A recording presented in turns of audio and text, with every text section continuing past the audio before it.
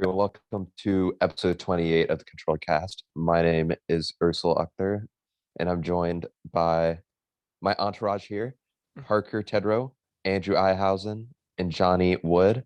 How's your guys' week been? Let's get it started. Parker, how about you start us off? Very uneventful week. Just working and anticipating my buddy Arsenal coming into town. Um, but other than that, really nothing much. Not much of an update since last episode. How about you, Johnny? It's been pretty good. Yeah, Ursula came into town, and that's been probably the most eventful thing that's gone on. Except shouldn't be. actually, as well, Casey and I are finally looking at getting a new car, potentially. Shout out to Graham and Deidre again. Second week in a row, they get a shout out on the pod because we might be purchasing their car, potentially. So that would be really good for us because we really need a car, especially with a kid on the way. We don't want to just be operating off of one. I mean, I'm not sure if I'll be able to work from home forever, actually, anyway. So I hope so. I'm going to argue for it, but having Is a your second company car in general will be really nice. is your company What? actually like making people go back? Here and there for like meetings and stuff. Usually it's optional though, but the amount of in-person stuff that they're inviting people to nowadays, I'm like, it seems like they want to just like go back to that. But it's a very old school company too. I'm not going to name names, but yeah, definitely old school. So I could see it moving that direction eventually. Um, Besides that, we've been My keeping it pretty chill. We went to Vala's. Vala's was fun. It's always wh- fun going to what is Vala's, and it was Valus? actually cold. Vala's pumpkin patch. I think we've talked about it on the We've pod Oh before, definitely yeah, we've talked talked about about it it. potentially. before. Oh But yeah, if you're yeah. not an avid listener and you don't listen to every episode, Every podcast is and you someone's don't li first. yeah, exactly, potentially. But Vala's is a pumpkin patch in Omaha, Nebraska that's like way overblown, and it's like one of the biggest pumpkin patches that I've ever seen. I mean, maybe in other states there's a lot bigger ones, but it's kind of like the one of the biggest things we have to do outside of the zoo in this city. So we went and did that, got a lot of food. But besides that, yeah, we've been keeping it pretty chill since it's fall and it's really cold outside now over in our neck of the woods. It's weird. You come into town, Ursula, and you bring cold weather. I don't get it. Yeah, it's weird. Like I'm not used to like it being so overcast. Like Yeah, you might actually hear thunder on the today, potentially. yeah, and like bro, it's like 11 o'clock for our time right now while we're recording this, 11 in the morning, and it is like pretty dark out, like Yeah, all things considered. it looks like it could be like an hour from dusk. Yeah, But but what about you, Andrew? Yeah, I went to Val's a couple of times this week. I had a nice relaxing week where work was pretty laid back, and I had a nice break between my master's classes before they start back up tomorrow. So, um, hanging out with the boys last night, doing some karaoke, going to the club. Um, oh yeah, duh. I didn't even yeah, mention that. yeah. I So figured one of us would. the week hasn't been too crazy, but it definitely picked up the past couple of days. So we're just vibing. It's thundering. It's my head hurts. A lot of our heads hurt, but we're all good. We're all here. Sunday morning. I'm feeling peachy. I'm feeling lovely this morning. I'm feeling great. Okay. But my week, yeah, it's just I'm trying to think what I was doing before. Oh, yeah, my friend was in town. Oh yeah, I went to the J. Cole and 21 Savage concert, and dude, I just want to give my quick thoughts on that.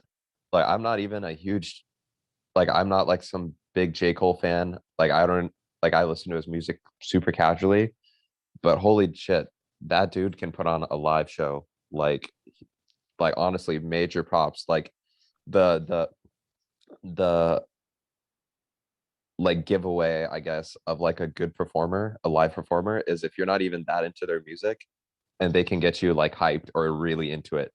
And bro, like J. Cole fans, like if you're a J. Cole fan, like those people are like super big J. Cole fans. Like that arena was packed with them, and everyone was singing like every single word to every song, even songs that are like 10 years old and no one knows. This arena I was at, dude, everybody was singing it. It was insane.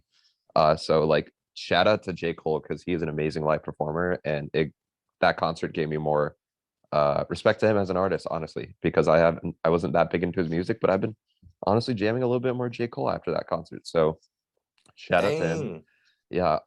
And 21 Savage, all Aman. You never said it, bro. You let the audience say it. SMH. He never said it once. No, because he was like, Oh, that's gang bullshit. shit. He's Yeah, like, why'd you gang pay shit. for it? That's I would have asked for my money back. Yeah, I indeed would have asked for my money back. That's Yeah. crazy. Yeah, he let the crowd do. He did that, point the mic at the crowd. And Oh, let come them, on. I'm not here to listen to 21 Savage let the crowd say all along. Yeah, My heart was broken. that's bull. Shattered into a million unfixable pieces. Yeah, but 21 Savage, it was cool because he like on the songs that he's featured on that are popular, like Knife Talk and Rockstar, like he did their like the main artist parts as well. So like 21 Savage Dang. 21 Savage did all of Rockstar. Like he did all of Post Malone's part, and he did like Did he and, like sing? no, but like when 21 or not 21, when Post Malone gets like that little goat voice going on, like it was just 21 Savage yelling that shit, like and like on Knife Talk he did Poppy's part. So yeah, it was cool. But that concert was just really like a really good fun time, and yeah, like I enjoyed it. But besides that, I'm trying to think what else I did. Oh yeah, I got on a flight and came to the Midwest. Uh Midwest, yes, indeed. the Midwest. And now I'm here in lovely, beautiful, gorgeous Omaha, Nebraska. And we are here to talk about William Squilliamson games. Jesus. The big Yeah, some people may have heard of it Williams. before. You may have heard of Yeah. the show Squidward's before. games. It's this The game look, of we usually try to stay on top of stuff that's a lot of people know, it's well versed. We're kind of changing course here. We're going into something a little bit more hidden, a little more off the beaten path. It's a You small, might not have heard of it. yeah, it's a small Korean show. It's on It's this called- like really small streaming service. Yeah, it's on this Yeah, they just streaming started service. like a little bit ago. Up and running streaming service called Netflix, and it's I've been hearing look, the show is struggling. We're just trying to give it some attention on the show, okay? Yeah. Yeah. Give it a little Bro. attention from the ControllerCast podcast. It is the game of squids, squidular gametacular. Squidward Game. games. We're just gonna Yeah, dance Squidward. around actually calling it the real name. Squilliamson. Squilliamson games. But no, in all seriousness, yes, the show is insanely popular. The most popular show in Netflix Have we said history. the actual title yet? Game of Squids. Squid Game. Yes, we're talking about Game of Squid Game. Squids. But yeah, crazy enough, Lord it's the most Jesus, popular guys. show in Netflix history now, which I just want to, I guess, I just want to talk about that for a second. Like, I don't know, is anyone shocked by that? Because I was definitely thrown off by that. I was stat super when I thrown first off. heard it. Yeah, I didn't think it would be Like- the most popular. Well, I wasn't like too thrown off because I know K-pop is really popular in the US as well. And I figured maybe a Korean show that's at the top of the like Netflix's advertising could be popular. I don't know if there was a lot of advertising for this or if it just like blew up out of nowhere, but it seems like the US kind of has a love for Korean media specifically, especially K-pop. And Yeah. if this is any indication of how Korean TV can go in the US, very interesting. It'll be very Sure. interesting to see like what other Korean media we see from here on out. Yeah, what was that Bridgerton stat you're talking about, Andrew? Do you remember the numbers, any of that? So Bridgerton was the old record holder at 82 million, and that counts everybody who has watched it for at least 2 minutes. And I think they said like on Squid Game, 87 million had finished the entire series. So like more people have finished the entirety of Squid Game than have watched 2 minutes of the second most watched Netflix show ever. That is crazy. bonkers. People stuck Yeah. through this one. That's for sure. Why do you guys think it's gotten like? Because I did not hear I think it's anything about Jihoon's this. smile. But I'm kind of curious why you guys, your guys' 2 cents about why you think the show might have blown up as much as it did. I mean, I did not hear any about this like until literally it was out and it was in people's hands.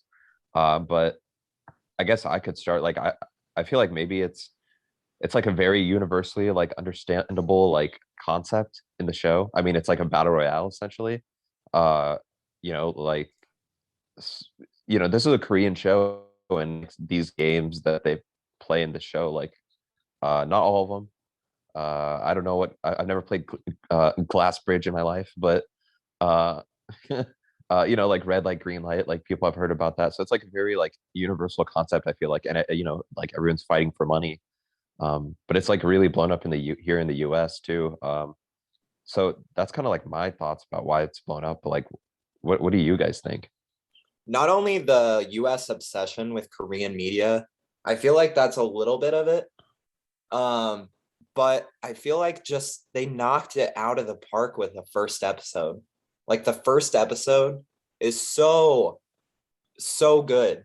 It's like it's one of the best first episodes I feel like of any TV show. Like Yeah. it grabs you in so easily. It's a banger. And it's very easy. It's a very easy concept to understand, especially with the first game. I mean, we'll get into it, but I also think it's what I talked about earlier, where the US just has kind of a weird obsession for like Asian media in general and art. Like, I mean, you see the fandom behind like trading cards nowadays and Japanese stuff, and then there's the K-pop stands all over the place. I don't know. I feel like people are tired of American media to a certain extent. They want something new, and this is pretty new. It's an easy concept. It's a concept we've seen in video games, I feel like, but not something that we've seen super well done in TV yet until now. I think it's also like the American obsession with watching people suffer and like making yourself feel better by watching somebody else's life be dog shit. Like, I don't know.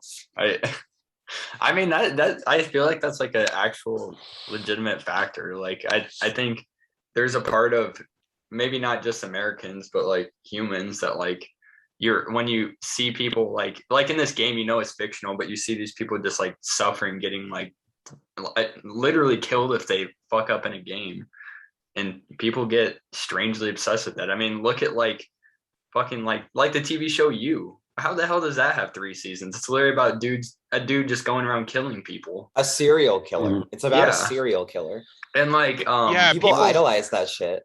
Yeah, and like one of the other shows I finished recently, Midnight Mass, it's like people just like everybody dies. It's like you just watch people suffer and die, and it's like popular on Netflix. And I'm like, and it goes past that because it's like crime documentaries, like true crime podcasts are huge. Like people are just obsessed with bad things happening to people for some fucking reason. I feel like when people have a bad day, the bad day doesn't seem so bad anymore when they see people suffering like that. So they kind of see a situation like that and they're like, oh, my life isn't bad. So I think that's a huge part of the reason why people are starting to watch more of these kind of crime documentaries and murder shows and all that stuff. This violent stuff. Like for me, like I've asked myself, everyone's mad. People want violent TV to watch. Like I kind of asked myself like that question of because like I've even like thought and sat back and realized like, a lot of my favorite stuff is kind of dark. I mean like Breaking Bad. I mean, but I don't know if Breaking Bad is like the darkest thing in the world, but like It's Breaking pretty Bad's Pretty pretty fucked up. dark. It's Oh, pretty yeah. dark. Yeah, like Breaking Bad TV, like The Last of Us. Last of Us, like Red Dead 2, like movies. The Dark Knight is super depressing. Like honestly, Literally like it's all of Grand Theft Auto. yeah, but like I think the answer I can give for myself is like what draws me to this stuff is like John. I'm gonna steal your quote from when we did the Last of Us review. Is like I feel like a lot of these stories that are darker and put like characters into like these dire circumstances bring out the quote unquote human experience. And I feel like you get like that depth with that sort of storytelling a lot more than uh stuff that's more feel good. I'm not saying feel good stuff it doesn't have depth, like not at all, like that is far from the case, because there's a lot of stuff that's quote unquote feel good that does have depth. But I feel like it's easier to mine that stuff out in darker stories. I don't know if I'm off base here. Tell me if I am, but No, I don't think so. yeah, but I think that's people can yeah. associate, and I feel like it's really easy for people to put themselves in those characters' shoes for whatever reason. It's just really easy to understand, And I think in general, people kind of focus in on the negative anyway in their life. And like what Parker was saying a little bit too, like people like to see stuff where they can compare themselves to it and be like, oh, maybe it's not so bad. Like I could be in a situation where I'd want to be in a game with 455 other people fighting to the death for money. I could be in that situation, but I'm not. I don't know. Yeah, It's and easy it's to kind of associate with. and Andrew, I think you're also on the money there too. That's to some extent where, I mean, it's like the news. Like nobody pays attention to the news when everything's going good. No one cares to hear about like a story of a man helping a grandma across the street or some That's shit like true. Well, they that. also don't run stories like that because that doesn't get people to watch. Exactly. Yeah. Yeah, you're not gonna most of the time like wholesome news is not what's garnering the clicks, if that makes sense. Do But people just not like happy things at the end of the day? I feel like I more don't the know. whole Like, I feel like feel good stories don't really get like what I'm trying to think of the last like feel good TV show or movie that was like super popular. I I feel heard like the Ted more feel Lasso. good stuff comes from like Oh, social maybe. media. I guess I haven't watched Ted Lasso, so I don't know. But Yeah, I've heard Ted we haven't Lasso is watched like Ted pretty Lasso quote yet. unquote feel good. Like it's a feel good show. Uh, I've watched a few episodes in the background, so I would like genuinely need to restart that show. But what were you saying, Parker? I was saying like I think more the feel good stuff comes from social media nowadays. Like that's where you see more of the wholesome content. Like I've been noticing it for a few years now how these TV shows and movies are getting more dark and kind of bringing out more of the human experience.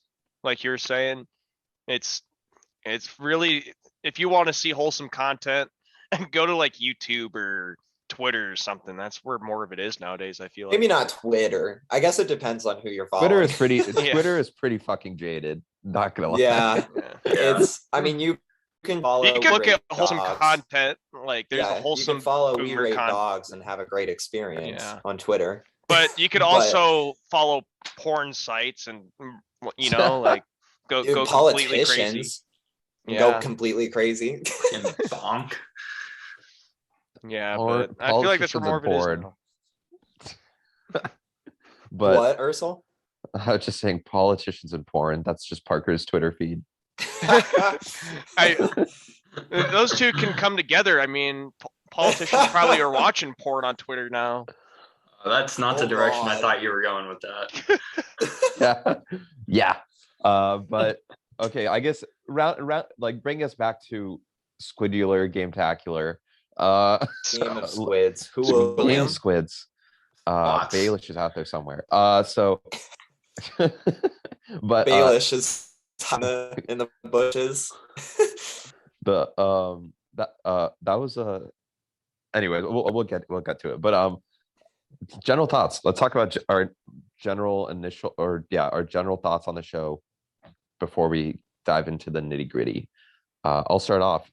So I think for as much hype as this show has drawn up, I genuinely do believe that this show is like deserves the hype that it's that it's getting. That's not me saying that it's that is probably deserving, like it is the best thing that Netflix has ever put out and deserves that viewership.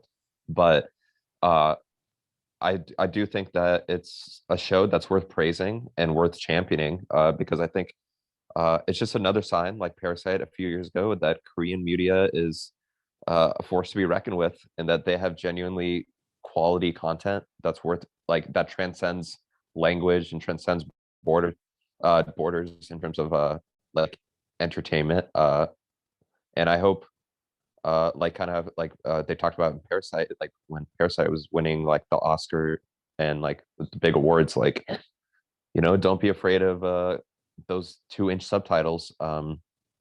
Cross that barrier and enjoy this media that isn't in your native tongue. And I think the show is really well made. I think it's a fantastic show. I don't think everything it does lands. Specifically some subplots that I think are questionable, but like like in their execution. But I think the main story of the cast of characters are all, like, honestly genuinely like iconic. I feel like at this point everyone knows who these guys are, even though all of them are dead now, like spoilers, besides one. I thought it was a great first season to a show that's definitely going to get a second season. And yeah, let's I mean, that's my initial thoughts. I think it's a fantastic show, and I'm excited to talk more about it. So what about you, Parker? Yeah, so honestly, I was really impressed by the show. Just first impressions. I did not think I would like it nearly as much because I'm not usually into the darker stuff. I'm not a big torture fan, but it usually puts me in a bad mood, a stinky kind of mood. But in this show, the characters were so well thought out and so well done that that I had to keep watching. It's a very sit on the edge of your seat and panic kind of show, and I love that. It really reminded me of Hunger Games mixed with Black Mirror. It really gave me those vibes. Um, both shows and movies that I absolutely love. Um, but I feel like the characters in Squid Game are even better than in Hunger Games at times. Like they do a I really good agree. job of they do a really good job of connecting you to these characters and making you feel like you're a part of the group. So I really I love the show actually. But we will get into more of this soon. How about you, John? It's I like what you said about the characters, because I think that really is, at the end of the day, the bread and this show. I mean, besides it's the way it looks, this show looks fantastic. Dude, I looked at the budget and it was like 21.4 million, and the directing and just the way it looks, the soundtrack, like the acting, everything about it is so high class and so well done. Like, this seems like what the best of American media could be.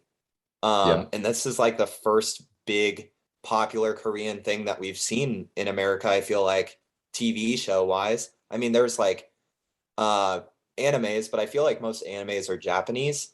I don't know if Hmm. there's a lot of Korean animes, excuse me if I'm way off base, um but no, it's incredible. I loved it. It was so different than anything I've seen on TV.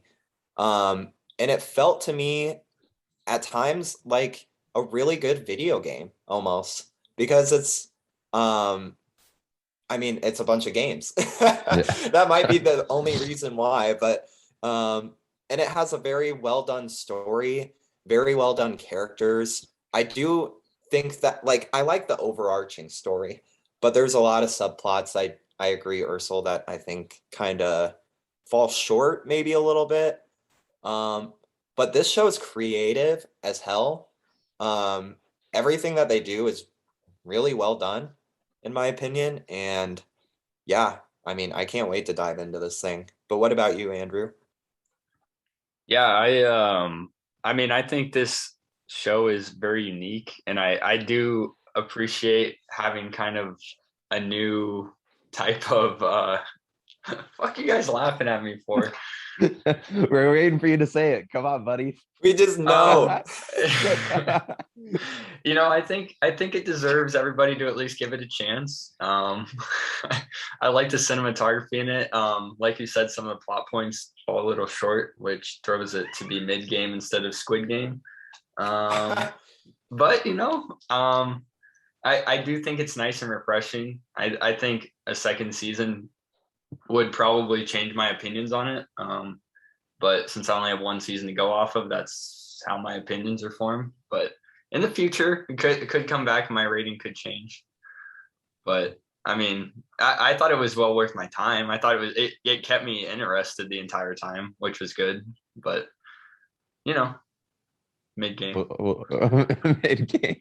Okay, well, we'll get into that. So I guess just to I'm not going to give a full plot summary, and I don't think even you need this for the show. We can really jump around, but really, if you don't know, I mean, it's about 450 people fighting over 45.6 billion won, which is I think Andrew did the math once, and 38 million US dollars. Yeah, it's like 38 or 39 million. Yeah, and pretty much you follow the 456 player Jihoon through the entire show. Essentially, he's the main character, and I just want to get into this. Is Jihoon is he the worst father in the world, man? This dude is a terrible dad. I saw a tweet before I even saw the show that it was this dude will do anything in the world but be a good father. And I mean, facts, honestly. It drove me That's nuts. great. I mean, it's crazy. At the It very really end of the showed show, it in the drove me first nuts. episode. Sorry, Parker, go ahead. It showed in the first episode and the last episode, how he's willing to ignore his daughter for other things that he'd prefer to do, like money or just straight up greed. Yeah, and the fact that he gets mad that she's going to the US with her stepdad is overblown, because he obviously doesn't give a single fuck about her in the first place. So why do you care, bro? He sees her on her birthday, and he gambles and gets all this money and can buy her a nice gift or a meal, and then I mean, his crappy choices, he loses all of his money because he gets beat up by, I don't know, loan sharks or gangsters, people that are after his legs essentially at that point, because he signs away his life. So to even get in that position, you've got to be a pretty bad dad. He actually got pickpocketed by the North Korean girl. Oh, duh. That's right. Yeah. But yeah, that was not his fault, but he was an interesting, got in that position. Yeah, he's an interesting character to follow. He kind of reminded me of fucking Howie. Is his name Howie? Fucking Adam Sandler's character from Uncut Gems. Just this just dumbass. Yeah. Just a straight dumbass of a main character that is just stumbling through situations.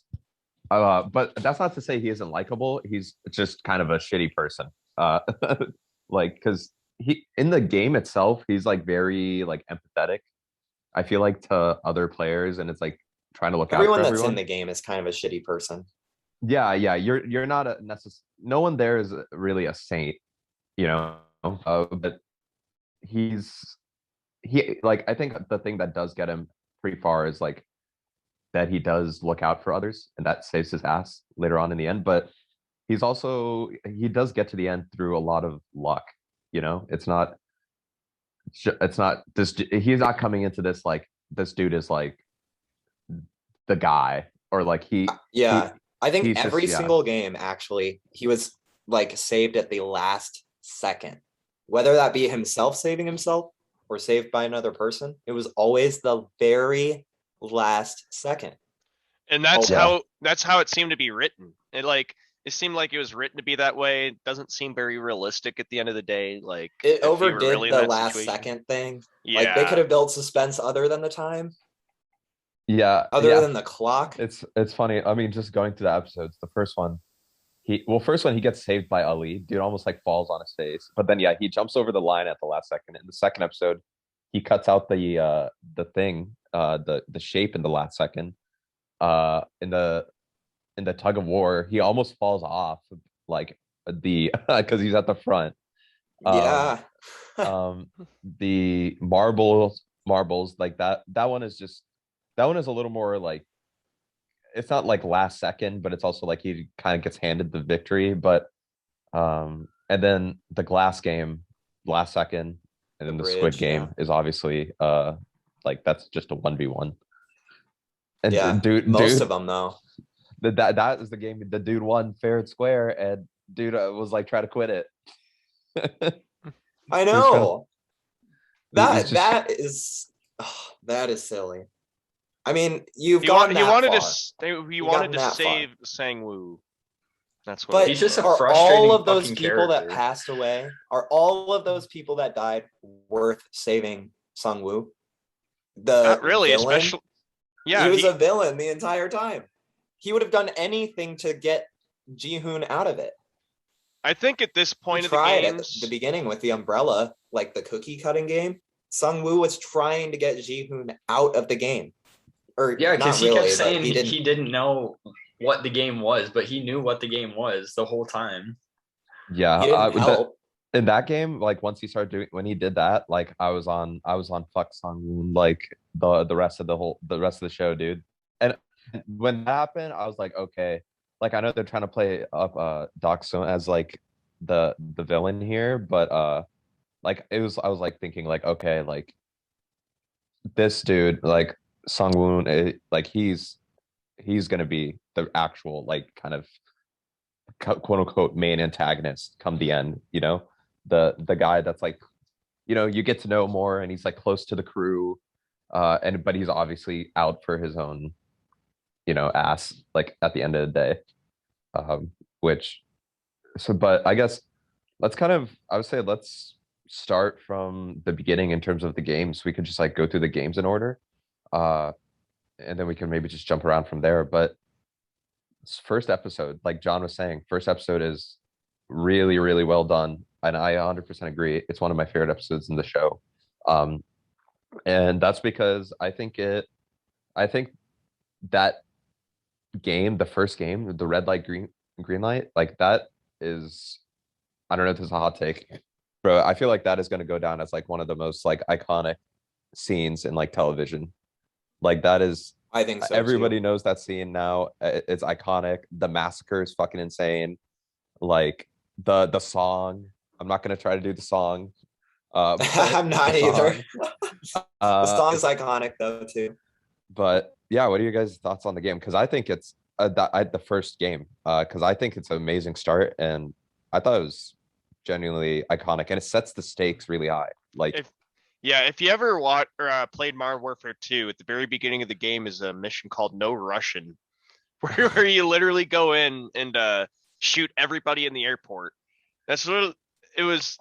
Mixture of that and also like Black Ops 1 Berlin Wall. Felt like Omaha Beach, bro. Yeah, like or where felt like just, some band of brothers, or like it's a something like genocide. that. Like the I first just, like- episode was genocide. I can't like figure out why. I mean, I know it's a show, but like, why in their heads, like, if you were doing that, why your instinct would be, oh, they're shooting people who move. Let's all just run. Like, Right. Like, Well, what I the mean, fuck? I feel like Probably maybe just half panic. of them didn't. They're- Yeah. It's And like half that of them shit maybe where didn't it's like, realize that's why.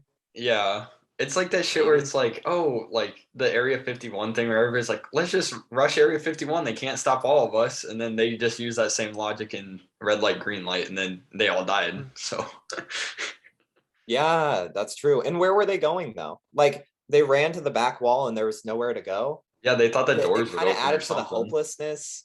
It was a little dark, but it was weird because I don't know how Squid Game does this, but they do the way that they direct things and the way that they just show everything go down. It doesn't feel sad, you know? Like you would think that seeing all of that and seeing these like half of the 456 people, more than half, got shot down in the first game. And you would think it would be like super, super sad. And, you know, you could add slow motion and stuff to it, make it super Americanized, Snyder like, Zack Snyder. But Restore they the did Snyderverse, by the way. Restore the Snyder. That's the theme at the end of the day. Restore the Snyderverse. No, but seriously, it's it was so well directed, and like I don't know how Squid Game does it, but they make it almost. It wasn't comical, but it was somewhere between really messed up and comical. Like, but it was very cool to see, and they just did it so well. Dude, It was when me and- crazy to see like the acting, even with that many people. Like everyone had probably the exact same expression that you would actually have in that.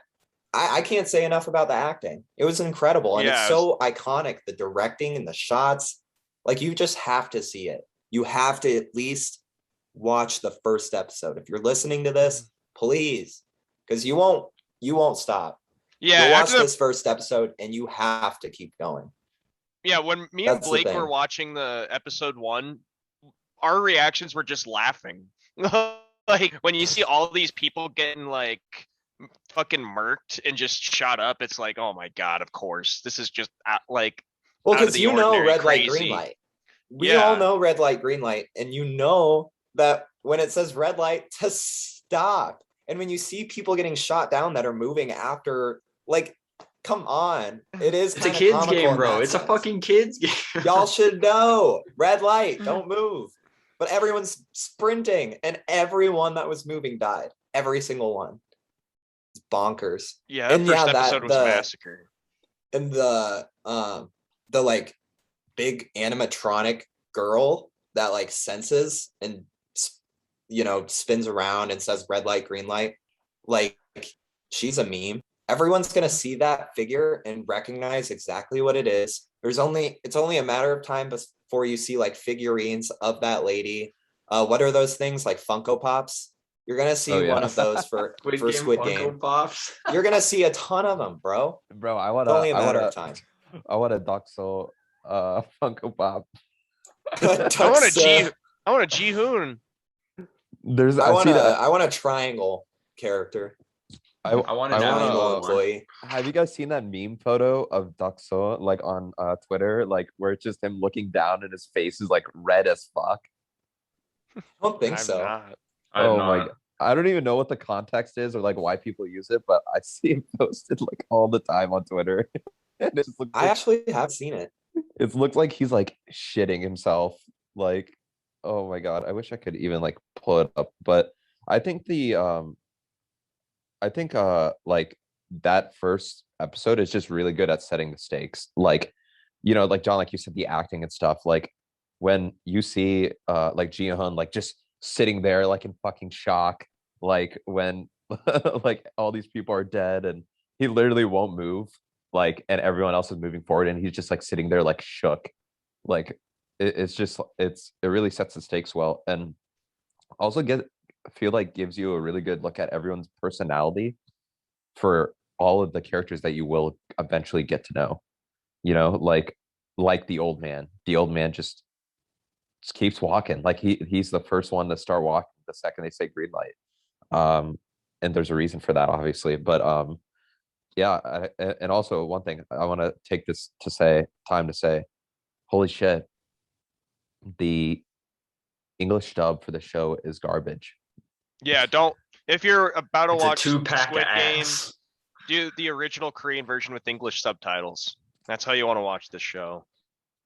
Because the Yeah. English dub is literally the worst thing you'll ever listen to in your life. Don't. The Like, English dub is the default, so you have to make sure that you change it, Yeah. Yeah, and which like is that, dumb.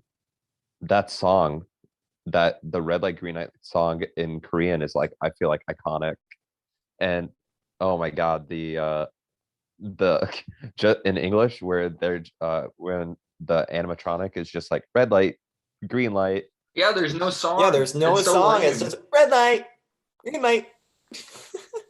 Like it It's ruins so the whole bad. episode almost. It ruins it. It takes a lot of the character away from the show.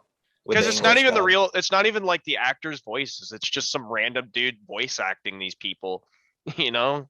So it doesn't feel nearly as real when you're watching the English dub.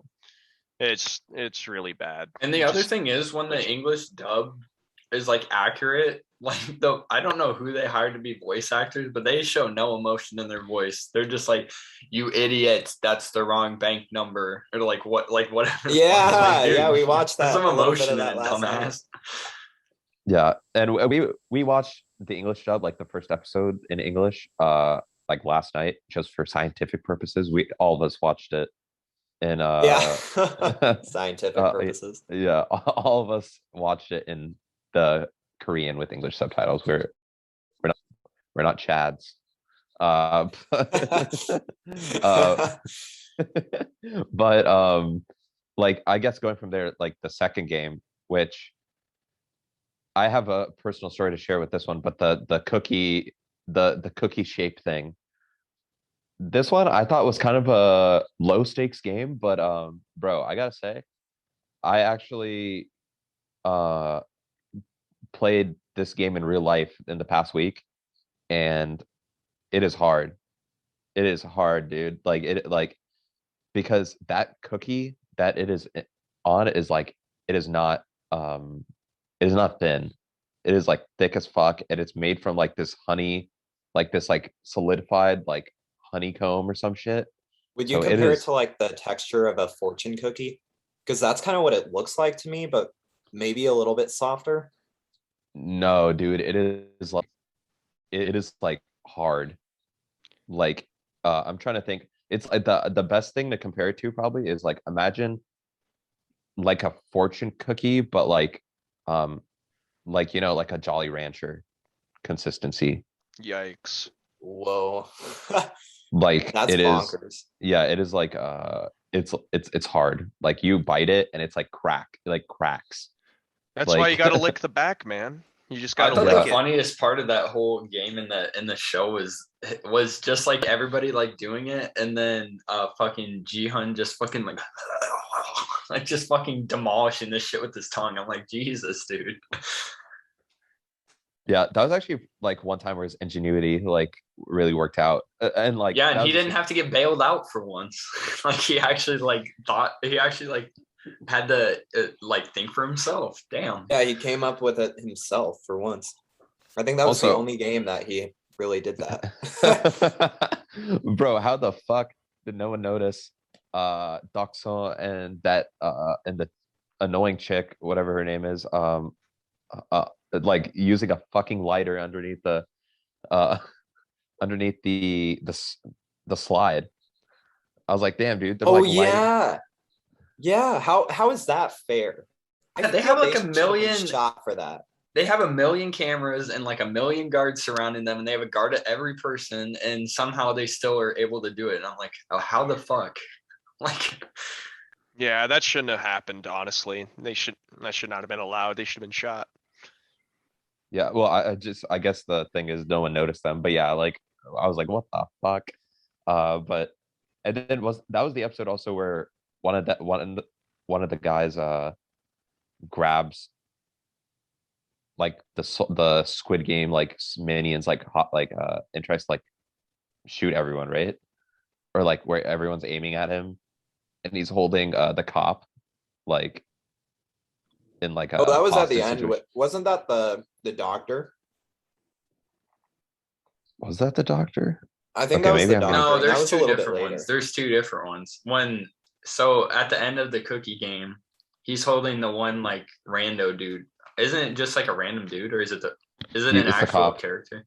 It's the Yeah, cop, okay, isn't he's it? holding him there. And then there's that other scene later in the show where the doctor's with the one guy in that same room, but it's like they're the only two in there, and then that's when the front man comes up. That's what you're thinking Oh of, yeah. John. It's in the same room, just later in the show. Okay. That makes sense. That makes sense. But I guess good point to transition into what did you guys think about the doctor subplot? Because I think this is the worst subplot in the I just show. wish they would have like, is that how they get the money for the game? Is that like what's the whole? No way.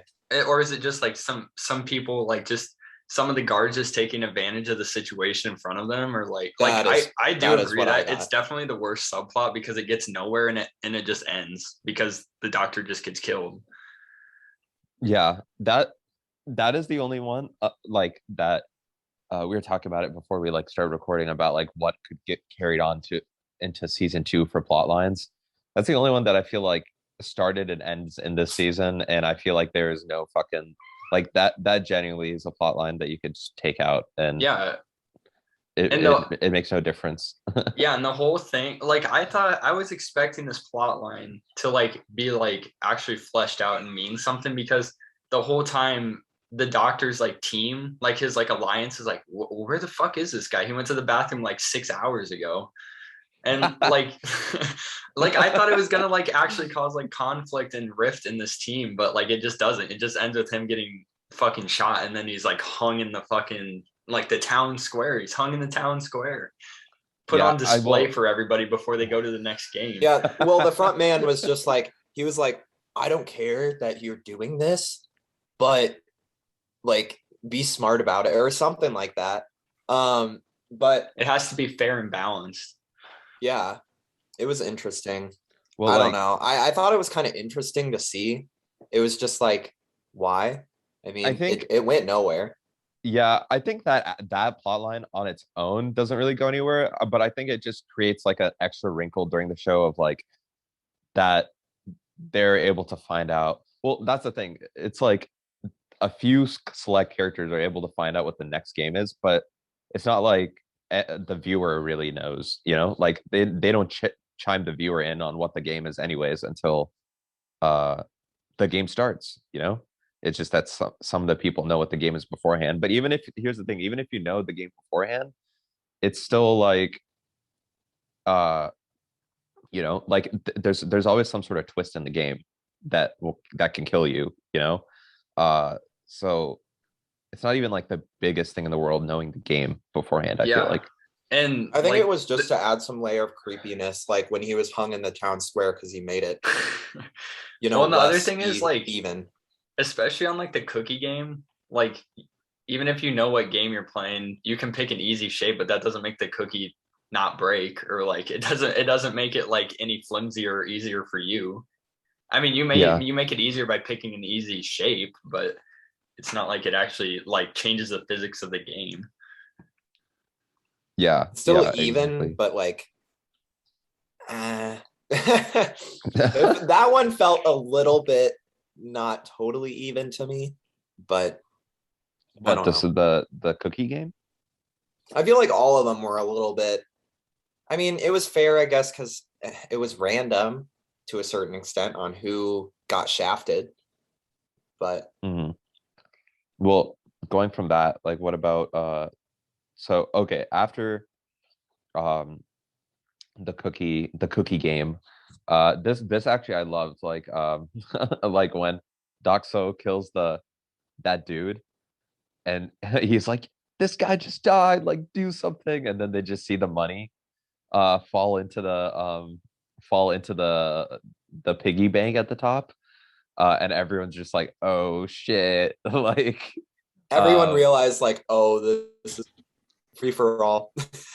Yeah, which I love that little sequence. And then obviously it goes into the quote unquote special game, which is like literally like epileptic's worst fucking nightmare. It was so hard to watch, dude. I was like, god damn, like okay, first of all the flashing lights are annoying as hell, and I get headaches from them sometimes depending on how I didn't from this one, but I was like, first of all, you can't see what the fuck's going on. Second of all, it's just like I don't know what to do with the brightness of my screen when I'm watching on like my iPad, because I watched the whole series on my iPad and I was like I can't, like I'm torn between wanting to see what's going on and not trying to like blind myself every 2 seconds, and I'm like, God damn, dude, I don't know what to do. I actually didn't think that was that bad. I actually thought this scene was really cool and well done though, because it really raised the stakes. It was like, holy shit, like this is now a free for all, because not only did like Duck Suh get away with killing someone in front of the guards, but the guards didn't care. And we come to find out in that same sequence of events that it was planned. Like, I wonder if that's something that they do in every game, because you do find out later too, through like the police subplot. There's a policeman that got in here. You find out later that I actually just totally lost my train of thought. Yeah. That there's multiple Squid Games. I think that's what you're trying to say. Yes. Yeah. Thank you. It's just like That there's more. My mind was just blown. Yes, that there's year after year multiple Squid Games. And I don't think it's even like just an annual thing, at least from what I gathered, isn't it? Like It almost there's seemed like different Squid quarterly Games. or something. Well, I was Like thinking there were it was like multiple. regional. Like there's different Squid Games in different parts of the world. I don't know if I was right with that. I don't know if I'm off base with that, but but at the very That's least, that's there's a one every year. theory. I don't think that's An interesting explained, theory. but definitely I don't could be think a thing. so. But Yeah, I don't think it what was did you think explained about either. the special game, Parker? Did you have a seizure watching it? I actually enjoyed it because, like you guys said, it really raised the stakes. Like people just figured out that, hey, I could just fucking kill whoever I want and I can get more money out of it and I can have less competition in these games. So it really, you get to see like the moral aspects of these people, see how if are they really killers or are they just are they out like his crew? I think they were looking out for each other more than That's everybody when else was. that's like when alliances started forming Yeah, too. and So there were teams that were getting built. So I I think it's more like the people that cared more about the other people tend to go farther. With the exception of Sang Woo, like everybody that made it far into these games seemed to have like a moral compass more than yeah, Sung more Woo so. was the only one that like didn't help others, and he Exactly. got that far. So I Yeah. feel like a lot of Squid Game was collaboration and kind of finding the right team, finding the right number before the game, or picking the right shape. So I think that main fight scene really, you got to figure out who these people are and kind of how they base their decisions. Like, are these the kinds of people that want to kill or not? So that's kind of, I really loved it. I thought it was a nice added element because you really got to know you really got to know how these people operate, like how fucked up they really are. Yeah, and what is it? I think the one thing this show is really good about is there's constantly something that's keeping the stakes high or keeping the tension high, where like you just don't feel like anyone is really safe at the end of the day, except this next game, which is probably the one with the lowest amount of stakes, and that is the tug of rope or tug of war. So let's talk about that one. Yeah, so then we get on into Tug of War after the cookie game and the night fight. So Tug of War is kind of interesting in that it's not actually totally about brute strength. The whole episode is like kind of people forming their teams and trying to figure out strategy on forming the teams. And this is kind of where knowing the game, like the doctor knowing the game, helps out the other team, like Duck Suh's team. This is also the episode where one of my favorite characters, Han Min Yao, the player 212, she's kind of the loud, rambunctious girl. She gets taken advantage of essentially, or not really, but like she gets betrayed, I guess, because she was going to be on the strong guy team, and she knew the games that were coming along with Duxu, but he didn't obviously want a girl on his team for Tug of War, so he betrayed her. She wanted to get revenge, and so she joins the team with like Jihoon, the old man, and a few other people. They had a pretty decent group. There was a decent amount of strength, but there was also like a lot of pretty smaller people on their team. But I thought it was really cool how much strategy there was involved with Tug of War, because it seems like a game that would be about brute strength, and that it's like not an even fight at the end of the day, and whatever team you're on. If you're on a team of a bunch of skinny older people, you're just gonna fall and die, because Tug of War is they do it like way up in the air, so whoever falls is gonna fall to their death easily, all of them. And it's kind of cool to see them do that too. And it's not too sad, again, the way that they direct it and the way it looks. But there's so much strategy to Tug of War, and I couldn't even believe like the amount of strategy that there was actually involved in that. But what did you guys think of that entire sequence? And that, I guess that was pretty much the entire episode.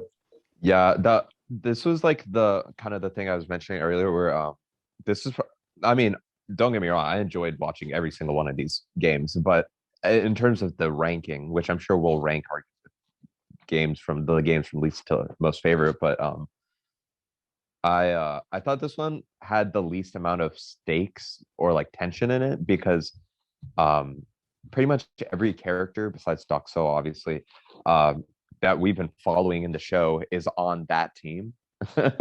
And it's like, well, obviously they're not going to lose, and all of the characters get pulled off and die right there.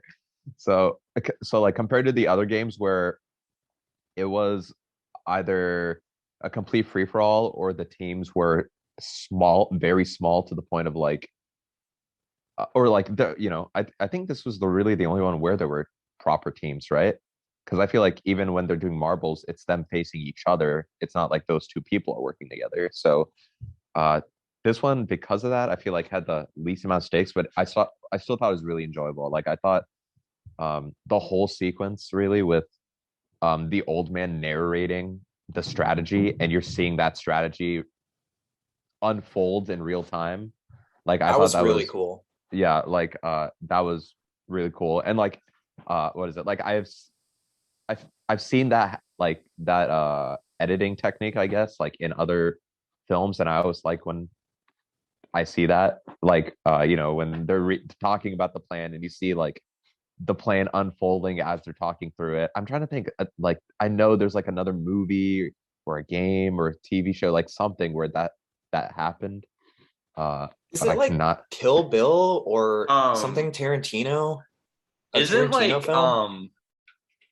Isn't it like Tenet? One that, like the last sequence, they're like explaining how they're gonna do it, and they keep showing like it happening while they're explaining it.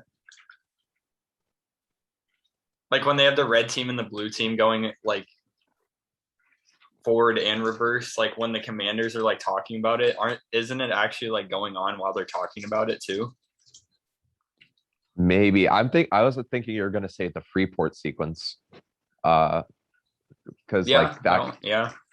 But that's also like a little different, because that's just him scoping it Yeah, out. I think while those they're are talking about it. like that one and the one I'm referring to are like kind of the same. So I might be thinking of a different sequence. But I did think it was interesting in the Tug of War how they were like, let's just run forward and make the other team trip. And like, Yeah, that almost didn't work out for them. Like they almost got fucked by that. But of course, it's a show, so the main character is not going to die from some stupid bullshit like that. So, Shout out Sung Woo for figuring that one out. But he's Yeah. like the main villain at the end of the day too. So that's the only one where he worked together with people. I don't know if you guys were ever like watching the show and like putting yourselves in their shoes, but like any time, like this game and the glass bridge game later, like dude, I would always feel like, dude, I got so much anxiety watching some of these. Yeah. One of my, okay, this is weird, but like probably the last way I'd ever want to go out is death by like falling from a height.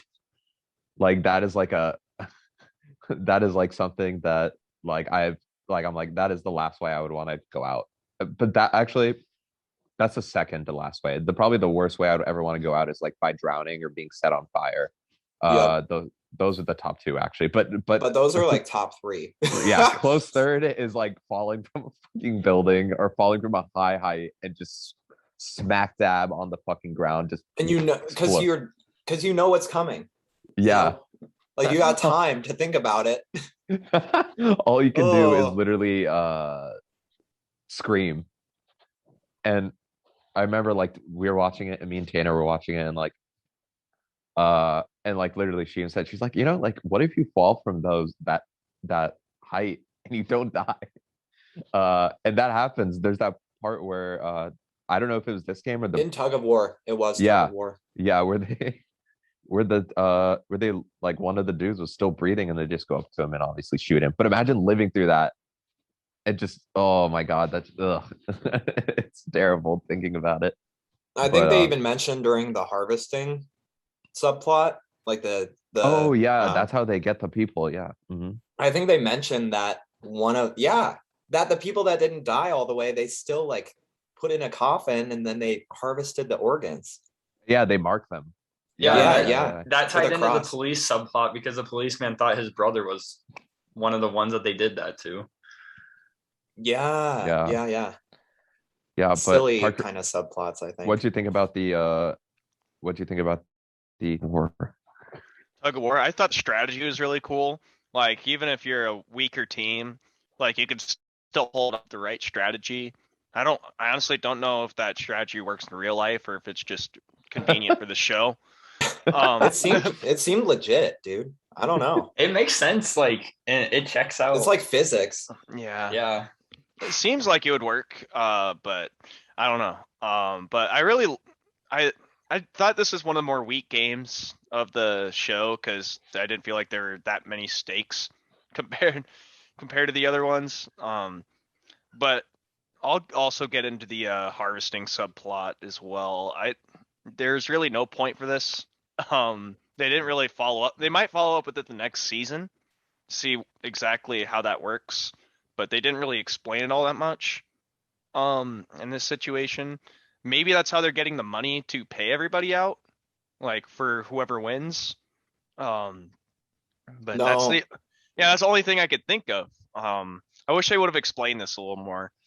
But otherwise, this is probably the more uneventful stage of the show where it doesn't feel like it doesn't leave you on the edge of your seat like it does the other games. But yeah, anything else to add in terms of the Tug of War? No, I think that's good for Tug of War. It was kind of like one of the meh ones. I mean, I thought that was probably one of the weaker episodes too in general. But then we get to another team game after Tug of War. And I think this one is probably the most emotional, especially considering like the character development thus far. I mean, at this point in the games, there's, I think, like a hair over 40, maybe people. I don't even think there's quite that many, like probably in the 30s. Yeah, because I think it's about 30 there's 16 people left. So it's 32. Okay, there we go. But the next game is marbles. So the players are placed, and I thought this was really cool again, for like the directing and the scenes and the stages they set. But it was in like a mini town. And these players had to play each other in marbles. But when they're picking their teams, they're told to pick like one other person for their team. So it's teams of two. So you'd think, you guys are going to be working together toward a common goal. But it's really emotional because you find out one of your teammates is going to die at the end of this. Like you guys have to play each other for your life and to keep going. And it's really sad the way it works out too, because I mean, the people that paired up for the most part were people that actually liked each other. I mean, there was a husband and a wife. I think it was either 69 and 70 or 68 and 69. But they go at it. They partner up, obviously, husband and wife, and one of them has to go, and the husband ends up surviving this one and actually ends up killing himself because of it. But what did you guys think about the Marbles game? I thought the stage that it set was really cool. I thought the stakes were probably some of the highest. We got to learn a lot about Say Book and her background and living in North Korea. And we got to see some character development from a lot of the other characters that we hadn't really heard a lot from. And I like that too about Squid Game, where as it goes on, even these characters that aren't like main characters, they start to get fleshed out. And it's good and it makes sense because, you know, there's less people and, you know, you can't just follow the same 5 necessarily, or you could have, but they didn't take the lazy route in writing and they fleshed out like everyone's story. Like I was rooting for the husband and wife. But what did you guys think? Maybe Ursel, do you want to kick us off? Yeah, this is the episode when people like talking about the show. Like this is the episode that people say is like the quote unquote the most emotional. And I like have heard like like people have like teared up on this episode and stuff like that. But yeah, no, I really liked it. I thought and like it might seem like I'm being like critical when I'm talking about like things about like when I'm talking about like quote unquote issues with the games, but it's not even like me being critical. It's just like an observation on my own end. Like everyone that gets paired up, I probably would have like who ends up living. I think I probably guessed that those were the people that would live in the game to begin with. That's not like me critiquing it. That's just like an observation essentially. But I thought it was really cool, and I like how you could choose to play the game in your own way. Like there were some people playing marbles a certain way. There were some people playing it another way, and it was cool just seeing everyone play it out. But the whole thing with Ali and Song Woo, like I was just waiting. I was just waiting for the like moment where you see how exactly Song Woo is taking over Ali. Because I saw it coming from the start as soon as because he saw himself losing, and he freaked out. So he had to find some way to live, and he basically just fucks over Ali to do it. Yeah, and I was like, yeah, that I was like bullshit. Yeah, I was like watching it where I'm like, okay, I'm waiting for the heel turn. Like, at what point are you? Because he's like, because obviously this plan he's pulling up together to fool Ali is like bullshit. So I'm waiting for the moment where I'm like, okay, where is he gonna turn things around and fuck him over? Like, what is this plan he's doing to make him run after other teams and count shit? Like, where does he flip the switch on him? But obviously he does when he is giving him his marble bag and he swaps it out with the rocks, which is another fuck Songwoo team fuck Songwoo because he's an asshole. But I'm trying to think. Oh, and then the other kind of interesting dynamic was with the old man and Jion, because you know he pretends to like throw the game essentially. The old man does by it's weird because I mean like in retrospect you know why, because the old man is able to get out of the game anyways. So he kind of lets him go forward, and like in the last episode he's like, I had so much fun playing with you, that's why I wanted you to keep going, like give you that W essentially. But it was kind of confusing maybe when you're watching that episode initially, like why is this old man just doing this, like pretending to not know what's going on, but then at the end he's like, oh, you're trying to trick me, but he still gives him the W. So I feel like I assumed like the old man really did kind of have memory issues, but also maybe a little was just like, this guy's younger, let's just let him go and win. But he's the only death, quote unquote death, that you don't see happen, you know what I mean? Or I guess you don't see Ali get shot, but that's with that's the same thing with the old man. You don't see him get shot, but it's obvious, he doesn't die. Spoilers, but Yeah, no, I really liked this one, and yeah, it is the most emotional because they're both sitting, like everyone is sitting down and is conflicted because they're going against someone that they trust, um, so it's really like this internal battle the whole episode, but I liked it. What did you guys think of it? Andrew, maybe? Yeah, I liked how emotional it was. I thought it was like, every TV show has to have one of those episodes that's just very drawn out and emotional. And I think obviously this one is the one, even though there were some points like during the whole North Korea story that she was telling that I was just like, oh man, like this is just gonna go on forever, isn't it? But I did like the whole dynamic of like these people having to like pick people that they thought would be good partners and that they're friends with, and then end up having like one of them has to die. So I think that emotional side, and I thought especially seeing Ji-hun when the old guy is giving him his last marbles, he's like on the verge of like just bawling, and I was like, damn man, like, these Ganbu. these dudes have been through it together, bro, and now one of them They're has each other's to, ganbus. yeah, Whatever yeah, Yeah. yeah, and then one of them has to die. So it was a very emotional. It was a very good episode. How do you like that episode, Parker? Yeah, this was kind of the best and the worst game at the same time. So like the stakes were set super high and the emotion was super high. Like the people that chose each other for partners probably regretted choosing the partner that they did at the end of the day. Um, but the games themselves were just like there's really no like dramatic series to these games. Like and on the bridge game, like you can fall to your death. In the first game you get like shot if you move. Like it just doesn't feel like there's that tension of like, oh, I'm gonna lose my, like at the very end of the game you do get that where you could lose your life, but like it just feels like throughout the games, like you didn't really get much of a suspenseful feeling because some of the teams actually waited till the end to like do their game with I'm trying to, the North Korean girl, I can't pronounce it, but Say book. Saebyuk, yes. Her and her friend actually like waited till the very end, like to do their game, just do a one bets all.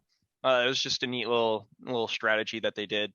I also felt like Ilnam was, I felt like he was faking his dementia a little bit in that spot because he Oh wanted, yeah, I mean he was. I he definitely think. was faking his dementia just so the main character, I'm so bad with these Ji-hoon. names, bro.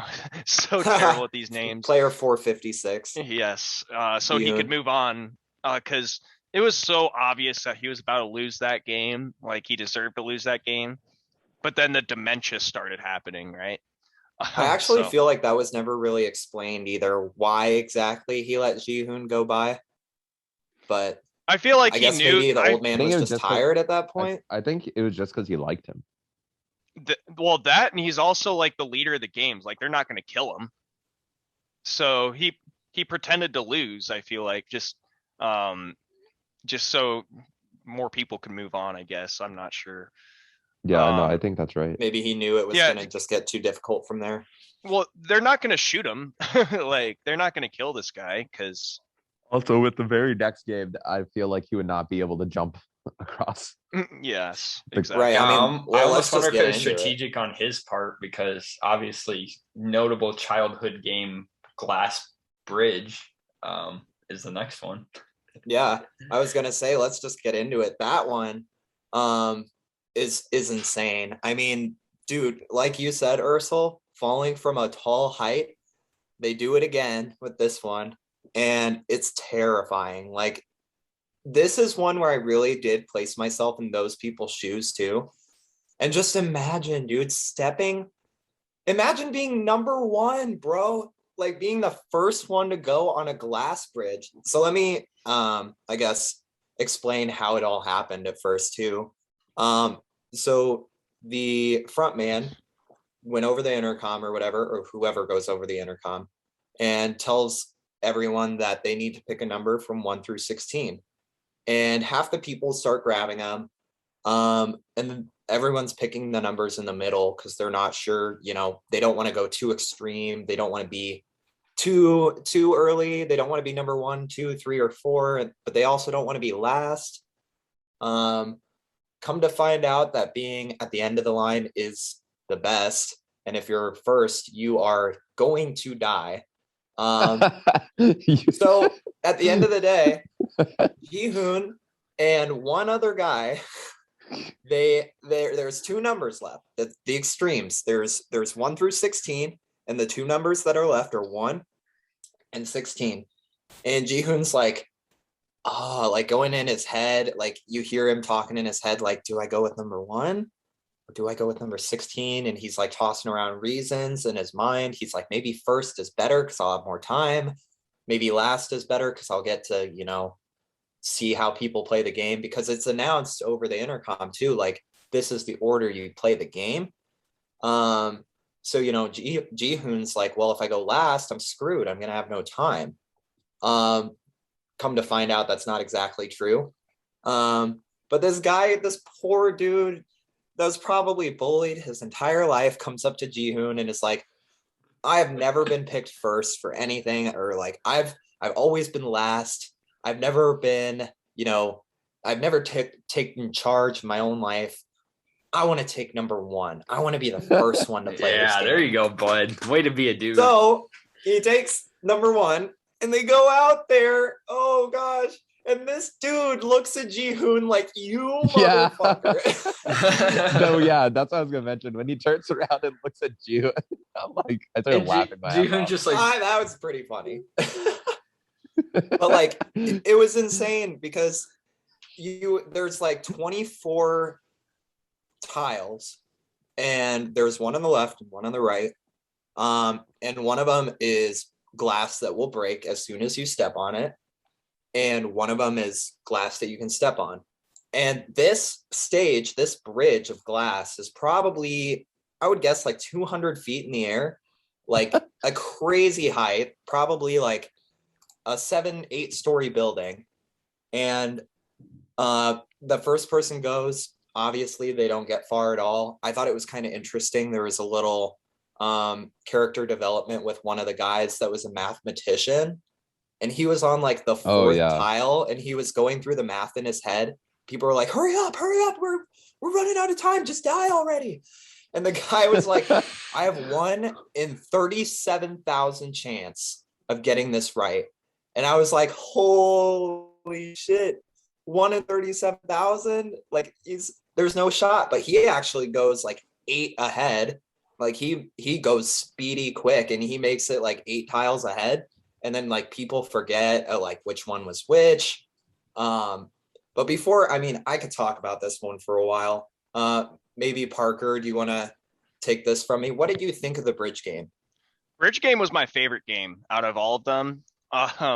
Because there's strategy like in picking the best at first. Like you had to really pick wisely, because it ended up being that if you go behind everybody, you can see the pattern. So if you're last, you could just get this game given to you, like in all honesty. And the other thing, like Duxu, the biggest, baddest dumbass of everybody. Han Ming Yao gets her revenge. Yes, and he's also the most gigantic pussy of all time, by the way, for being such a big tough guy. He was just holding up the line, wasting time, because he didn't want to go. Like he was up first. He didn't know which ones to choose, so he was just being a little pussy bitch. And well, he chose like 8th, but yeah, by the time he was 8th, he was front of the line. Yeah, and he was trying to get people to go ahead of him because he's a scared little pansy, and ends up the slutty girl, the whatever her name is. Hey, no slut shaming on the country. Yeah. She's referred to as that on What the the show. fuck? But Han Mingyao, she actually shoves him, or she grabs him and pulls him down. Hugs and him. sacrifices her own life, just so the She's game like, can I move on. told you I'd get you back. Or something like that. And that was my favorite moment from Han Mingyao. By far my favorite moment. When she dies. When she Your favorite dies, moment is when she dies. but she also killed the asshole. So I can't. I'm glad with both of those results. But She was very loud and obnoxious. but there was also the Jesus guy who was holding up Oh my God, yeah. the line. It was just I was just thinking in my head, just fucking go. I felt like this Fucking game go. had like the most fleshed out, like, look how fucking dumb all these people, like, look at all these like stupid intricacies of every player left, which is kind of cool because it like gives them all a personality, but it's like, god damn, Just dude, fucking like go. everybody has some stupid ass reason they're not doing what they need to do. Yeah, like that's like one thing about the show is like, oh, like I'm kind of spinning in like a positive light where like there's like if you think something is gonna go wrong, it's gonna go wrong. Like or there's something that's like always keeping things interesting with all these different quirks and personalities of all these different characters, even the like unnamed ones. But like what is it? The like the shit going wrong, right? Like there's like 10 seconds before it happened and he like ran across the mathematician like ran across. I was sitting there like I was like, what if you like like did it and it, like forgot the order? Like, and then that's literally what happens. People are like, wait, like, which is like they're dumb for not paying attention. Like, don't get me wrong, they're idiots, but also like that is definitely something that you can think could happen and it happens, you know, because people are dumb. And like but like so that's one thing I love about the show is like anything that can happen or you think could happen, it like happens, and it always keeps It's the show human, interesting. bro. Yeah, It's and so like human. and like this game is like the perfect example of that. Like where uh you know like everything is on the line and like it's narrowed down to a pool of 16 people where the stakes are really high. It's the second to last game, so you really know these characters. And this might be my favorite of the games because the stakes are so high and um it's just so crazy. Like it's just like the most like jaw like teeth, you know, biting, nail biting like game in the whole run. I feel like Teeth biting. teeth biting. It also My looked bad. like a video. Yeah. It looked like a video game level. Like it looked like something like the bridge looked like something you'd see in a video game. This is a So, very like, cool setting. And the setting of it with the lights in the carnival looks like the boss battles in 3D World. yeah, that's actually what I was thinking, Andrew, and I watched it too. Yeah, I'm not I even did. gonna lie. Same. But I did think it was horse shit when they found a way to figure out which glass it was, which was the right glass, and then they turned off the lights on them. I was like, oh my God. But Yeah, I mean, and the dude that knew the like glass types, he was number 13, bro. yeah, If they didn't have him, that could have been the last game. That very easily could have been the last game. I mean, there were like 6 or so steps that dude figured out because he was a glass expert or whatever. there's also like this game. It was kind of also the question of like, okay, let's say hypothetically that the glass man was first, right? And he just guided everyone to the end. Like, what happens if you genuinely went into the 16th game with like like 8 people, you know, or like that's like that's kind of the thing I was thinking about because I feel like it doesn't necessarily uh like it didn't necessarily have to go down to a 1v1 in the final game, but before we get into that, like I guess I don't want to jump too far ahead, but Andrew, what did you think about the bridge game? I like the bridge game the most just because of how everybody had their different strategies and their own like little intricacies of what they were doing. But lest we forget, before this game, the shittiest plot line is introduced, which is the fucking VIPs. Yeah, I'm glad you brought most it up. Worthless assholes. I was waiting to bring it up. Yeah, They that bring was so they dumb. bring these people into the story, and They're the they most just annoying fuckers. they don't do anything, and their fucking dialogue is dog shit, and they sound like idiots, and then they don't even contribute anything. They're just rich. Like, Can you fuck the satisfy VIPs. me in That's it. 5 Fuck the minutes? VIPs, dude. Yeah, the VIPs. They're just a like, representation of like rich white politicians, in my opinion. yeah, and like okay, this show on every technical aspect even not even technically, like it just in every aspect is masterfully made, in my opinion. The acting is fucking superb. The cinematography, everything, the writing is amazing. But for you would think that whoever wrote the fucking VIPs, bro, it's like from a completely different show. It feels like you're watching something. It doesn't even feel like you're watching Squid Game when you're watching those scenes. The dialogue is terrible. The acting is terrible from these guys. Like, and it's like literally how I was saying early on in my general impressions, like so many of these traits that are like that you can qualify as good on the show are universal. Like you can tell the acting from the actors is amazing. You don't have to understand what's coming out of their mouth. You can just tell from their facial expressions and things like that. The acting And their is superb. emotion. But holy shit, the VIPs, dude, are without a doubt they're terrible. Like in terms of their acting, their line. Like what is it? I picked 69 because I like it's a great number. Yeah, that guy was such a fucking dumbass. Yeah, and they use that joke then, like 6 or 7 times. yeah, I and pick then, like, 90. If I can't pick 69, I'll just go 96. Yeah. I'll just try 96 instead. I can do that. Like, They're like I hated their fucking- voices too. stupid And fucking plot.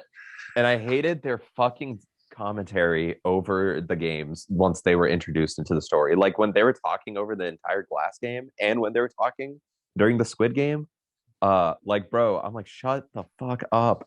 Like no one wants to hear you talk. Like, oh my god, is he gonna let him live? Oh, whoa, they could figure out how to it's like That's the kind shut of up. face you can't keep behind a mask. Yeah. And we were watching an audience watch the Squid Game when we are already an audience watching the Squid Game. Like, Yeah. I guess it was I guess it was to show us who's paying for all of this. Like This it rich makes white sense. assholes. I don't get it. It makes sense completely in the broader story sense, right? Like, okay, like who's funding this? Why is this being put together? There's clearly an audience, right? That this is for to entertain. I'm just talking about the execution. I thought was fucking terrible. Yeah, Like no, I agree. like God, like they were just so cringy, and their dialogue was just so cringy. It literally just felt like you were transported into another show every time you watched uh anything with the VIPs. That was that is hands down my biggest complaint with the show is the VIPs.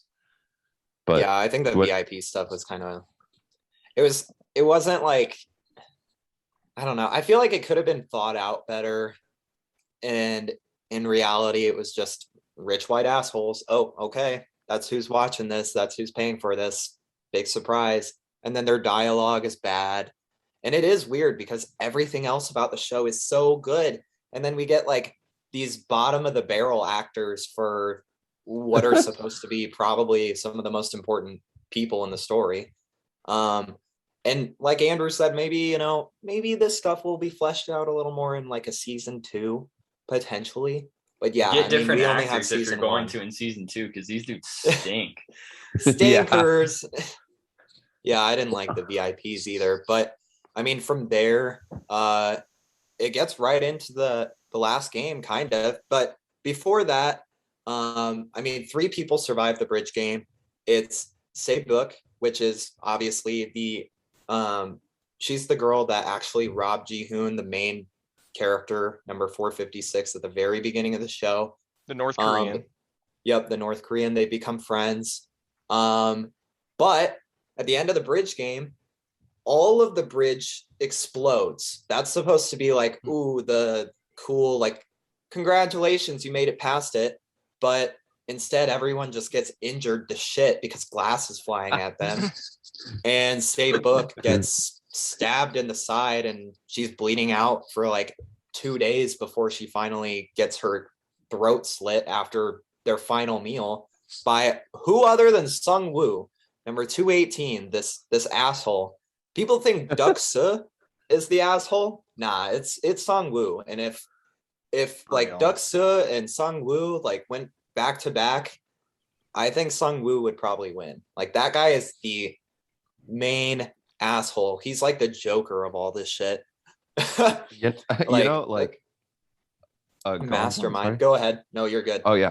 So like, have you guys ever walked in and started watching a show, or like and like started watching a show like that someone else was watching in the middle of it, and they're like really into it, and you're watching it and you're just like, this looks like shit, or this looks dumb, or like, Yep. you know, like because you're not into it, right? Like you're not connected to anything going on.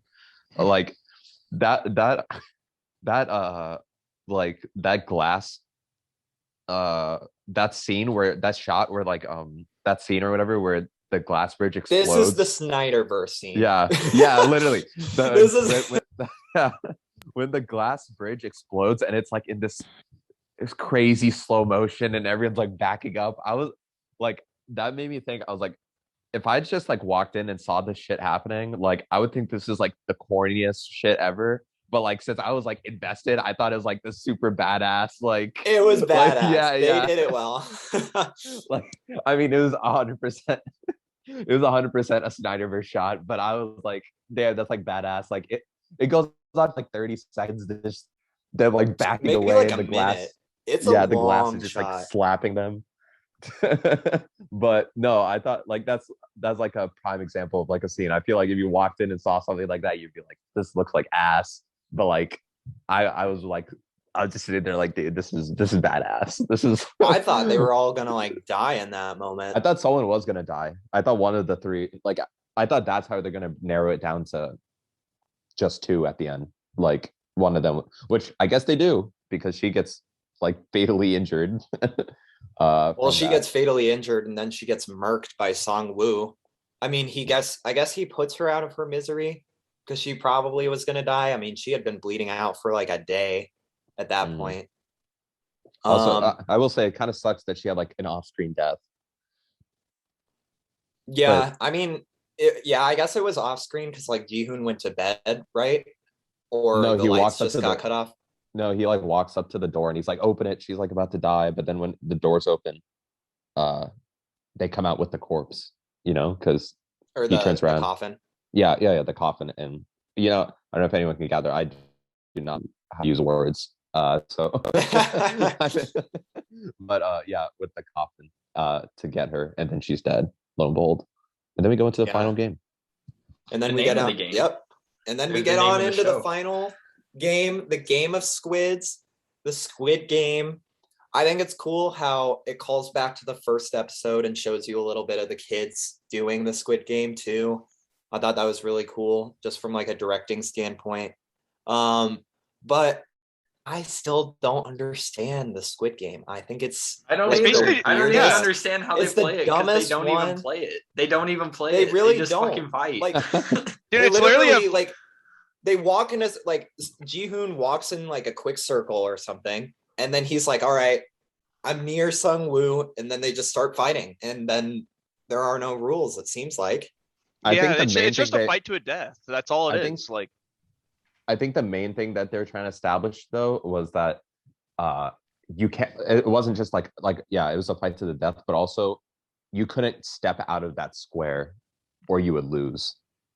That was like one of the rules of the game, and that was also kind of something that added extra tension on the fight, because there was a few times that like Ji-hoon would have lost he was getting pushed just out. if he got pushed out of close. the circle. He didn't even need to get killed necessarily. Yeah, so it's almost like a boxing match, essentially. Also, I A made a boxing joke. match to the death, though. I made a joke while I was watching it where I was like sitting there, I was just like, last was two. Yes, I said that to Casey. I was like, this reminds me exactly of Ellie versus Abby at the very end of The Last of Us 2. It's raining and they're like biting each other's like they're like stabbing each other with, they're like using a pocket knife. It's raining hard, like they're like biting pieces of their bodies off of each other. They're like stabbing each other through like their hand. Like it's brutal. It's like 1-to-1 almost. Like it reminded me almost 1-to-1 of the Ellie versus Abby. The only It was difference the is exact same fight. only difference is one was on land, one was on water. That's about Literally. only difference. It's funny how all these things in the podcast we talk about, they just all connect in some weird way. The world revolves. Or they have like Yeah. similarities like that. It kind of We are the sucks that controllers. I actually didn't think this was like honestly one of my lesser favorite quote unquote games, because it was just it was like barely a game. It was just an all out fucking fight to the death, you know. Yeah, and Jihoon is like, oh, I give up. Like he's about to kill Sung Woo, and he's just like, nah, can we still vote to quit? Can we still vote to quit? Like unanimously? Are you shitting me, Jihoon? You're gonna disrespect the other people that I like your ass would get haunted. I guarantee it. The if they only quit reason right there. the only reason he did that was because he thought that Sung Woo would still be alive and he could take him home to his mom. I think that's the only reason he tried to do that, is so he could save Sung Woo's life in particular. But it was a I just dumb don't know idea. why I don't know why Jihoon thought he could save Sung Woo at the end, because Yeah, he's literally about look to at die. the rest of and also look at what has happened so far in the game. Obviously, there was only going to be one winner. I think that the Squid Game is built so that there can only be one person standing at the end, and I think it's also built to be a 1v1 at the end. Like I Yeah, think because I mean, when the he was going through the overlords made it happen, The and maybe it was bridge- just like that year that they made it happen that way. But like it was all planned. The bridge game just eliminates so many people and leaves so few people after that, because you have to be like the last in the bridge game. So it's like you said, John, it's pretty much set up for. I feel like it's set only a up couple not like people.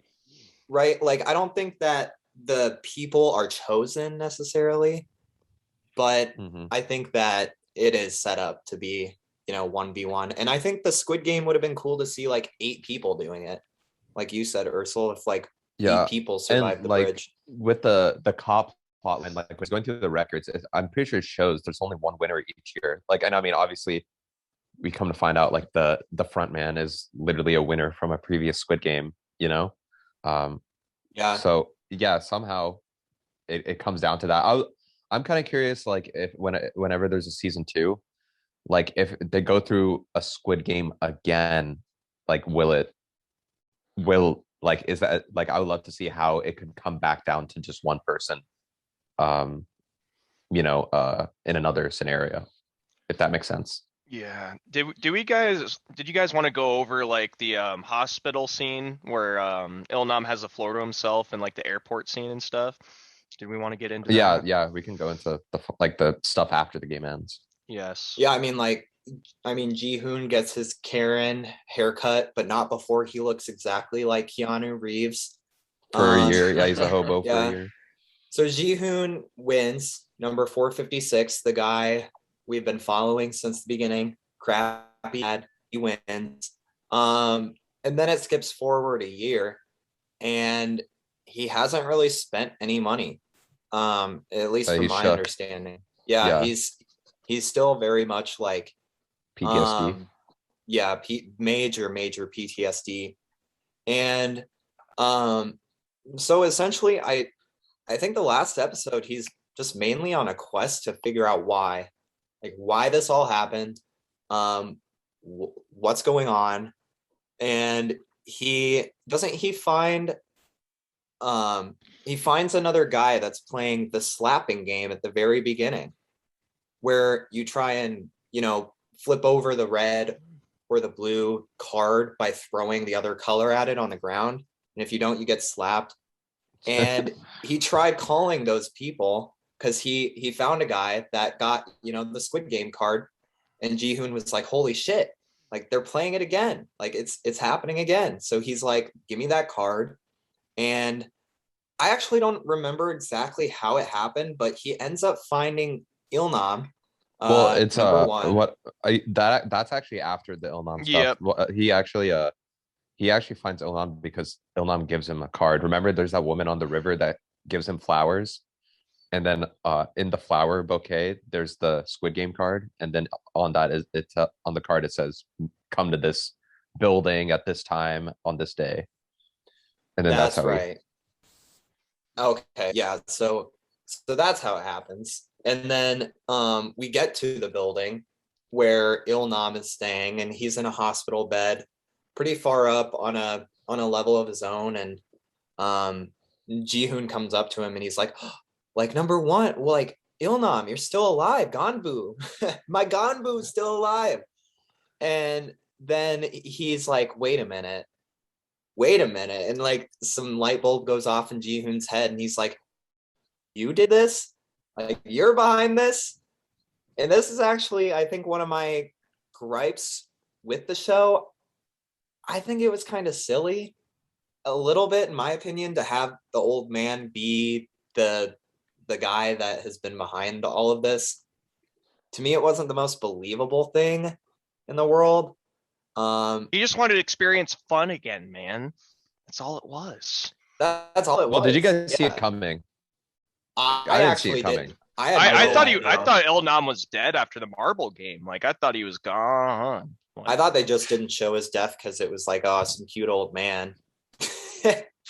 But I didn't Well, I think it think would the be whole Ilnam. I actually like really like that scene because you know, you want this, I feel like the viewer, you want this big, elaborate, you know, explanation for why they're Yes. doing this. And but I kind of like how it's kind of like like kind of crazy how simple it really is. Like it's really like we're this fucking rich and we're this bored. Like we are literally doing this for entertainment, watching you fuckers get killed. Like all this like atrocity that's been committed, like is been purely for our entertainment. Like that is just you know like so I actually liked it, but I could see you know like the other side of the coin, maybe people not liking like you know maybe being kind of dissatisfied by that answer with how simple it is, but I kind of think that's the point, that it is that simple and Yeah, that's how and I like feel like disgusting it is. Yeah, I it's feel just like that I it feel like provided if you're gonna closure go on for a some things. twist, I feel like if you're gonna go for a twist, you got to make it a little more complicated. But maybe that's just me. Yeah, I didn't really. I wasn't a huge fan of it, but I guess I understand the importance of it. Yeah, it Yeah. provided some closure on some things. That it kind of explains why Ilnam is number one. Like he's number one in Yeah, the he's whole the first game. He was player. the first one there. So that explains why he was number one. It also like you want to know why they're doing the games, first of all. Like you can't end the show off without knowing why. So I feel like the scene was much needed to provide closure on some things. I feel like it could have been better executed. There could be a better story, but like Arcel said, sometimes it could just be that simple. Like people are just disgusting out there. So And I mean, I like the ending though, where there was a little gleam of hope, where that homeless man, again in the very last second, right before midnight, that homeless man got help. Right? Yeah, He actually and did get help. I gotta say that whole scene is like beautifully shot. Seriously, like the wide, sorry, I'm like choking here. Like the wide shots of just them talk, like there's some shots where the camera is really panned far back and you just see this wide empty shot of like that whole floor and you just see them at the end of the room talking, or just even the shots of them looking specifically like there's a beautiful shot of where the old man is talking and he's looking directly at the camera, but like he's looking directly at it through a or like he's looking back like out towards the window, but you see him talking through the reflection. Like it's that like stuff. I was like, this is a really beautiful scene. And yeah, like that was one of my main takeaways also that I wanted to point out. Like that was one of the prime examples of like this is a beautifully shot show. And it's sad though, because I mean, at the very end of it, no one really has a happy ending. At least at the end of this season. I mean, Jihoon, he doesn't really get anything out of it besides the money at the end of the day. And I think that's kind of another lesson of Squid Game, is that like money doesn't equal happiness. Yeah. At the end of the day, but also that the world that they live in is hell, kind of. I mean, there was an entire episode about it. One of the episode names is called like Hell, I'm pretty sure. Yeah. And it's the episode where they're not in the game. It's them out in the world. Exactly. Because out there they have no shot. But I think it's kind of funny. Like, I mean, it's cool. Like, I'm hyped for season 2, but I do think it's funny, like how the end of the show, like it's his, like, you know, he's like on this, he pretty much sets off on this quest to it seems like to stop the Squid Game, right? But I'm like, bro, it's not like, this is kind of like what I was going back to earlier. Like, Jihoon is not some badass. Like, he's kind of just a fucker who got lucky. Like, but I mean, and I'm like, are you sure you're the man for the job? Like, yeah, go see your daughter, you fucker. That's what I'm thinking. Like, It's your time to just enjoy your life. Like, you went through all this bullshit. Like, why try to stop a whole, like, why not report it? Are you going to try to go there and save everybody? I don't feel like he's the guy for that job. You're not that guy, pal. Exactly. Just Yeah. go. You've been a shitty dad your whole life. Go see your fucking daughter. Like, it is much more worth it in that point of your life than trying to stop these Squid Games. Even as horrific as they are, one man can't stop the whole show. That's an interesting point. What did Yeah. you think of just the ending in general, Andrew? I kind of just wish you would have gotten on the plane at the end. I was like, goddamn, like, dude, you have this, like, you can just like escape this bullshit life and just like be happy, but goddamn it. Like There- he did. There has to be a season 2, so Yeah, there is, has to be yeah. a season but 2. man, it was so frustrating in the final scene. I was just like, God damn it, dude, come on, just get on the damn plane. I feel He's like one probably thing. gonna die immediately in season 2, and it's just gonna follow someone else. I feel like one thing worth talking about, like, because it is a pretty big plot line, and I feel like it's the one plot line that will carry over into a second season. That's a subplot, is the police storyline. Because it's pretty much like a secondary story. It's like the biggest subplot within the whole show. And I was actually really into following his journey through the police's journey through the behind the scenes of the Squid Game, like seeing the inner workings of the minions, and like, like that's even like think like it's really well thought out, and because from his perspective, you also get a better understanding of everything going on with um through him. You find out that there's a hierarchy with the symbols. I think triangle is the top, square is actually, I'm not even going to try to go into the hierarchy because I know I'm going to fuck it up. I don't remember. I think Unless it's someone else knows. I actually think it's square, circle, triangle. Square is at the top. I'm like 90% sure, but yeah. but like through that you find out there's a hierarchy. Through that you see that you get a better look at the black market stuff going on. Through him, you find out a lot of the history of the game and like see the more behind the curtain, quote unquote. So I actually really liked his plot line. And I guess that's another twist. Did you guys expect the front man to be his brother? No, not one I bit. had I no thought his idea. brother just died. There's no way you can really expect that, though. It did a lot of things that were unexpected, but like they did work, I feel like, in the end of the day.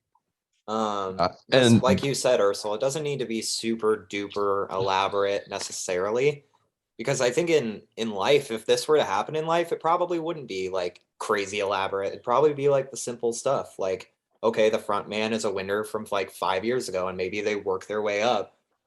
Maybe they go back there. I don't know. And like this is like this is the one subplot where I'm not gonna throw any negative marks at it for being quote unquote like it quote unquote doesn't go anywhere, or quote unquote like is unfinished or something, because this is the one that definitely feels like it is gonna lead into something in season 2. Like I don't think that they would make this big revelation about the brother and this whole plot line just for it to end there. Like either like one, I am 100% sure the cop lives. You don't see the body. It's like the same thing with when they took the girl, like the annoying girl, like off, and try to fool you into thinking she gets killed. Like if you don't see the body in a movie or TV show, they're not dead. It's think about Rise of Skywalker. They tried to fake killing Chewbacca. You didn't see his body, okay? But That's fair. I feel like I agree with that. Yeah, like if you don't see the dead body, that person is not dead.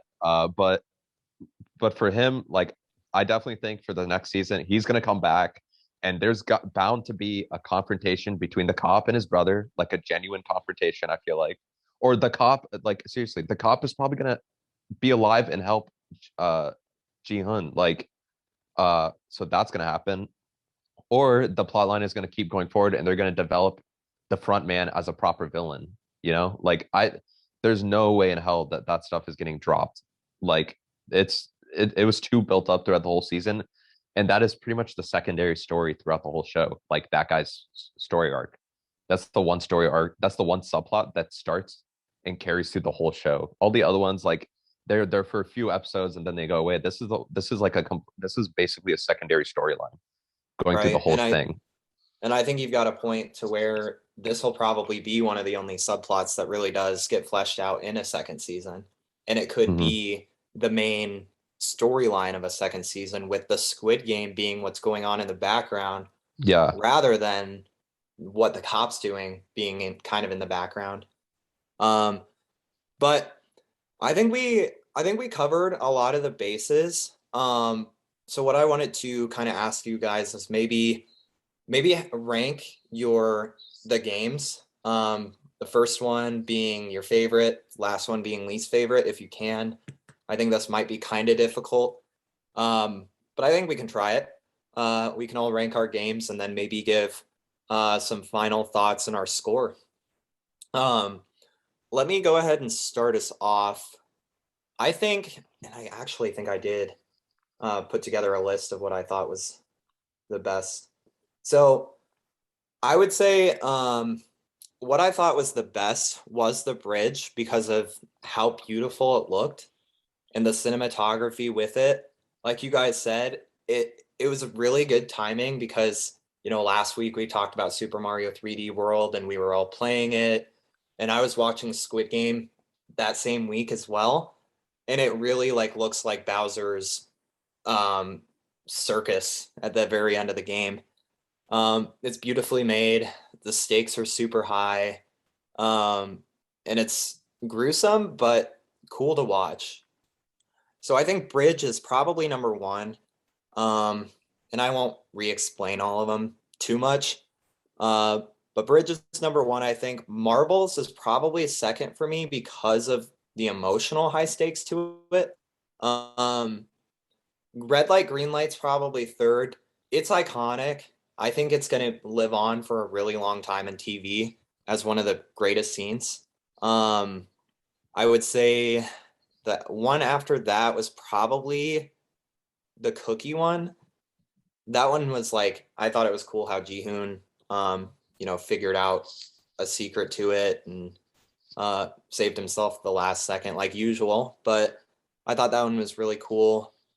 And then probably Tug of War after that, because the stakes were kind of low. I mean, but it was cool to see an actual team game. And I liked them all. There's not anyone that I thought was really stinky except for Squid Game. The actual Squid Game. That one's last for me. Just because I thought it was I don't know.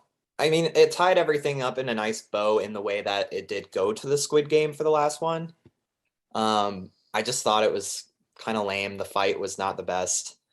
It was realistic because neither of them are super built or anything. It wasn't going to be like David versus Goliath or anything crazy, but I think it was the most boring. One of the quickest games too, obviously, but that's probably my ranking. And actually, before I give my final thoughts and a score, what do you guys think? Ursula, what's your ranking of the games? Yeah, so I'm gonna say my favorite, just as you, John. It's gonna be the bridge. I don't think it's the most iconic. Then go to second place, but I think it's just the perfect blend of high stakes. All the characters really well at this point, and I think that a lot of the show's best traits are coming out. It's pulling out all the stops to make the situation interesting, edge of your seat, exhilarating, and I love it. So that's my favorite. And the Snyderverse shot at the end. But yes. But from there, very close second is Red Light, Green Light for me. It's a fantastic introduction to the show. It does set up the stakes very well, and the song, just that whole sequence is just fantastically made. And that is and it's iconic. That Red Light, Green Light sequence is iconic. I feel already it's a classic scene, an instant classic scene. From there, looking at the list, I would actually say, I'm gonna actually put in the night fight because I thought it was like very like edge. The special game, the night fight, was like a very edge of your seat sequence, and I thought it was just like super disorienting, like intentionally so, of the um you know of this like strobing battle and everyone stabbing each other and killing each other, and I thought that was super intense too because the stakes were high in that too, where you don't know who's gonna live or die. And it was crazy to me. From there, I'm gonna say marbles because the emotional stakes of it, and then that leaves us with the cookie game and the squid game. Um, I'm gonna oh, and the tug of war. So I'm gonna then say uh the cookie game because that was also like I have a low bias because I played it and it was really hard. And then from there, I'm gonna say the squid game, uh, which I just like the intensity of the fight. It was just very raw and in that sense. And then my least favorite was tug of war, just because I felt like there really wasn't any stakes to it. I felt like that was the one where it's just the most obvious. I'm like, okay, it just felt like a filler game. Like it was cool to see like how they. That's the thing. What I love about the show is like even that game, it's a filler sequence, but they still present it in a fantastic way with how I was saying the editing of like them presenting the plan and you see it unfolding live. Um, so even that they kept it really interesting. And even though that's my least favorite, I still thought it was a really well done, episode or like game. So that's my ranking. What about you, Parker? Yeah, so of course, number one's got to go to the bridge. Beautiful scenery, very high stakes, everything on the line. Nothing better. Number two, I'm gonna have to go with red light, green light, of course. Probably the most iconic scene in the show, happening in the first episode. Really get you a taste of what's coming. Probably number three, I would have to go with marbles. Not necessarily because of the game. The game was kind of lackluster itself, but the like stakes were probably the highest out of all the games, right?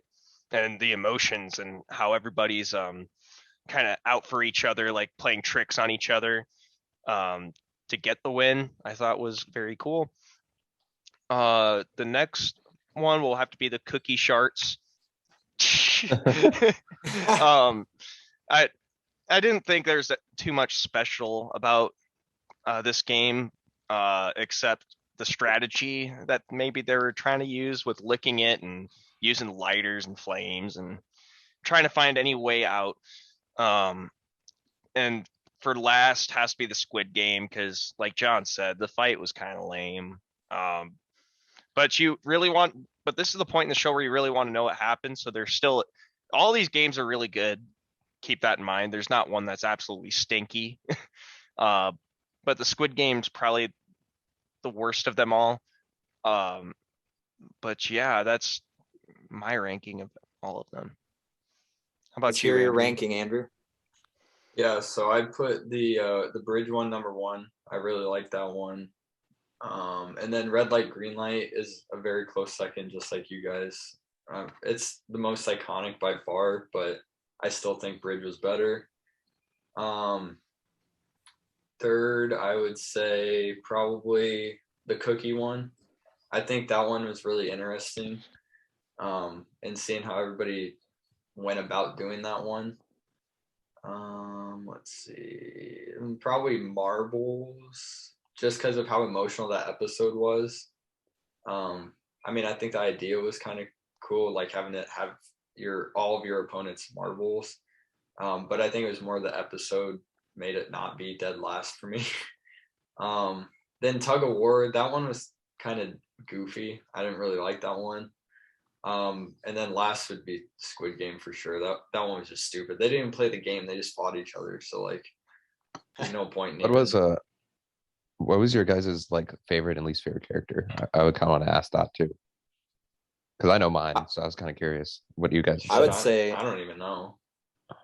I think my I favorite think- character is Ji-hoon because of course he's the main guy and he's probably he has the highest moral compass of everybody there, so it's hard not to respect him. Yeah, I'd agree with that. And then I hate And my least- Sung-woo. Yeah, Sung-woo is I probably was my gonna least say it's a favorite, cop out. but I agree. Like, It's literally I the think those villain and is the and villain and the protagonist. exactly. It's literally It's it sucks. It's funny you guys all said the same thing because I wouldn't have the same answer for either of those. My least Really? favorite, is definitely 1 second. Least favorite is Han Myung, the annoying girl, player 212. Nah. she did a good Nah. thing. She did a good thing on the bridge She was episode. hilarious. She was my. I felt like she just kept going back and forth a lot, and she just started getting annoying to me. That's why she was my least favorite. I felt like everyone else had like like very well defined like character traits and things like that. I felt like I couldn't. I don't like. It was kind of hard to get an understanding of where she was at all the time, and she was just going back and forth and made her kind of unlikable to me. But my favorite is going to be Say Book. I have a soft spot for You simping for Sabyuk? well, I was gonna say I have a soft spot for like just strong female characters. Um, and she I think has the most like adversity. Like I feel like she's very like strong-willed and like gung-ho in terms, but like not gung-ho in like an obnoxious way. Like she knows what to do and she's got her thing down. Uh, and she's my favorite character. I feel like Ji-hun, like he just acts, he makes some questionable choices, especially near the end of the show, that peg him down a little uh to like maybe second or third for me. But yeah, I don't know if we want to go into our final thoughts from there. Yeah, I figured from there we can probably give some final thoughts on our rating. I mean, we've talked about a lot. I think we've given it a lot of praise, all of us, but also there are definitely some critiques. I don't think it's perfect. I think at the end of the day, Squid Game is really creative and has done something that a lot of other TV shows haven't done. And I don't really think any TV show has done this that I've heard of, at least. But who knows? Because, you know, foreign media and media outside of the US obviously is getting more popular. And I think it's really exciting to see this. And we talk about it on the podcast all the time. Like, you know, if we didn't play certain video games, we would have never experienced some of the greatest stories we've ever been told. And to see, you know, foreign media like Squid Game getting so much praise and attention, that might happen with just foreign media. There's probably a ton of stuff out there that we haven't experienced that is better than anything we've ever seen. And I think Yeah. I think Squid Game is a really good example of something that maybe is just the base of the cliff, the edge of the cliff, and there's, you know, that much more that we just haven't seen. But to see it get such positive feedback and stuff in America, it's a good sign, I think, of what's to come. I think it'll push the envelope forward when it comes to foreign, but specifically Korean media. It's emotional. I think at the end of the day, it's pretty simple and easy to understand, and it's action packed. What more could an average American viewer want? But at the end of the day, what more could any of us want? I think that's, you know, a really good combo. It's beautifully shot. The sound and the music is super well done, and the acting is incredible. I think pretty much everyone does a really good job in this movie, in this TV series. I think it's an instant classic. It's got so many iconic scenes, and I think that speaks to how well it was directed in the first place. My main critiques really are just a couple of subplots that I don't think maybe hit quite as well and maybe didn't need to be there, but I was on the edge of my seat the entire time regardless. And even if a subplot maybe fell flat at the end of the day, I wanted to see what happened with the main plot and the main Squid Game. And I think TV shows kind of suffer from bad subplots in general just because they're TV shows and they've got a certain runtime. But I don't think that was the case with Squid Game. I think they actually were going for these subplots and they just kind of fell flat. But anyway, I don't want to go too far down that rabbit hole with how TV shows are structured or anything, but I thought it was really good. I thought Squid Game, at the end of the day, it's an instant classic. I love it. I think it's amazing. And with all of the good things I've said and my slight critiques and maybe how I thought the ending wasn't, super elaborate, I do think we're going to get another season. But if I just judge this season by itself for now, Squid Game 9 out of 10. Solid 9. I think it's amazing. What about you, Andrew? I know you're on the opposite side of the coin, so I want to hear your final thoughts and rating. Yeah, I think the show is well put together, and I think the cinematography is great, and I think the premise is very interesting. The games are interesting, but I think everything outside of the actual games is just boring. Like there were a lot of parts where I just needed to force myself to just not skip ahead. I think everything around it, like the ninth episode when he goes back home and all that, I thought, oh, that was boring. Don't get me wrong, the games are very exciting and interesting, but everything around it, the subplots and everything that's not the games was just super boring to me. And I think I'll watch a second season? Maybe. I don't know. Probably not if I don't have to. I really just outside of the actual games and the exciting stuff and the different game parts, it was just very boring to me. And I thought the subplots were not very good, and I thought the acting was good, but I just didn't really like it that much. So I'm gonna give it a 6.5 out of 10. Andrew's that guy. Andrew's that guy. He wants to stand out from the crowd. I genuinely I will probably never watch Squid Game again. It was just boring. No rewatchability for me. That's fair. I mean, some people might. Do you not like the violence and stuff, or it's just No, I think the games are fun. I just think everything around it is just boring. Gotcha. It really is going to come down to if you can get invested in the characters. That's anything really. But yeah, no, I'm just messing with you, Andrew. No, I can see where all your criticisms, honestly, they're valid. Yeah. What about you, Parker? Do you want to give your final thoughts and a rating as well?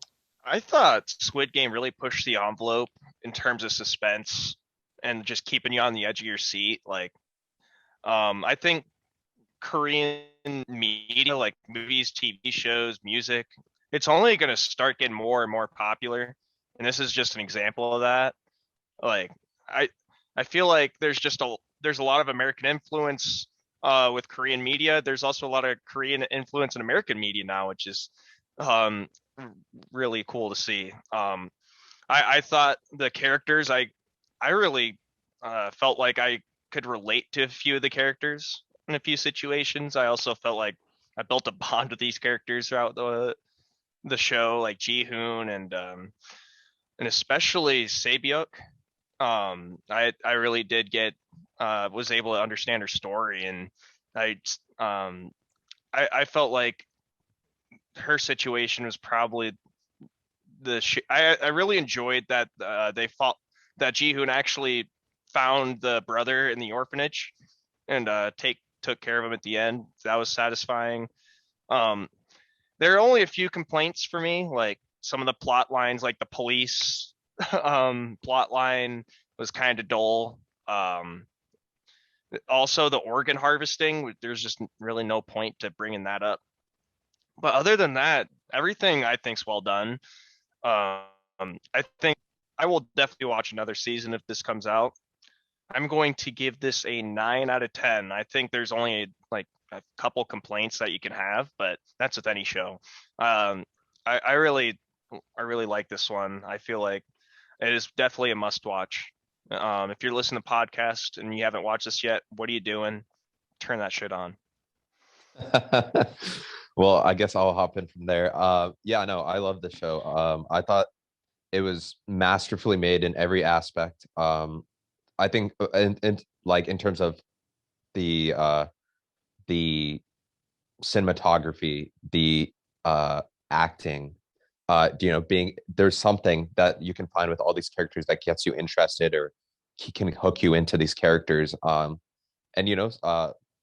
there's always some wrinkle, whether there is with the game itself or how the other characters are interacting with each other, that keeps the show interesting and keeps you on the edge of your seat, not even in the game, but outside the game when they're, hanging out at night, or when you're following the cop and is he going to get caught, like there's always something that keeps you on the edge of your seat with all the situations that are happening. And I think, yeah, the biggest flaw is probably like the subplots.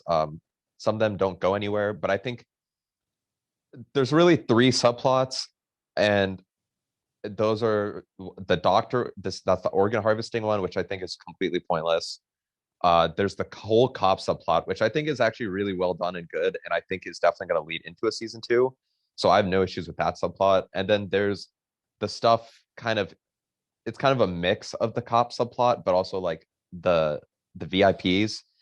And that I just think just wasn't well done. I don't think there's a problem with the subplot being there. I just think the execution wasn't the greatest. But those, at the end of the day, are small parts of a 9-hour journey. That organ harvesting, that's probably like maybe 30 minutes of it. And the VIPs are probably another 30 minutes of screen time, honestly. It's just that wasn't, the best executed on things, but everything else I think is masterfully done. And it just shows how great Korean media is, and Korean media is a force to be reckoned with. And I think that I'm really excited to see where Korean media goes from here with this and Parasite. And I think it's super interesting, the parallels between this, the struggles that it represents in Korean society and American society as well. And I think it's interesting how this and Parasite both have delved into economic hardship in two different lenses, because it seems, and specifically loan sharks, the topic of loan sharks and being caught in loan debt is something that's in both of those films, which I think is very interesting, that both of these things that have had crossover exposure into American media, like they both have this kind of idea on the surface of debt. But overall, yeah, I love the show. I was hooked from the start all the way up to the end, and I'm excited for season 2. And I'm excited where they can go with it, because I don't think the games will be the focus moving forward. And my con really is just some of the some of the execution of a few of the subplots. But otherwise, this is, I think, going to be an interesting tally, because I think we have a really big outlier. I feel like we're all like really kind of in the same range. But yeah, this one, yeah, I'm going to give actually a 9 out of 10. So 3 9s and 6.5. That brings us out to an 8.4 for Squid Game. And yeah, that's all we have for this episode. I thank you for tuning in for the Squid Game special. And game of squids, Squilliam. Yeah. Squilliam. Obviously, yeah, we not all of us, but 3 of us really enjoyed it. I would say, like, definitely give it a shot. I think it is well made enough where you will really enjoy it. So yeah, I would say check it out. That's Ursula signing off. Thanks for listening, guys. Yeah, thanks for listening, guys. I think I would definitely highly recommend Squid Game. And, if you don't like it, definitely let us know. Comment on our Instagram, tweet us, let us know what you think of it too, because I'm sure that a lot of people that listened maybe watched as well. But this is John signing off. We'll see you next week. See you guys. See you next week, everybody.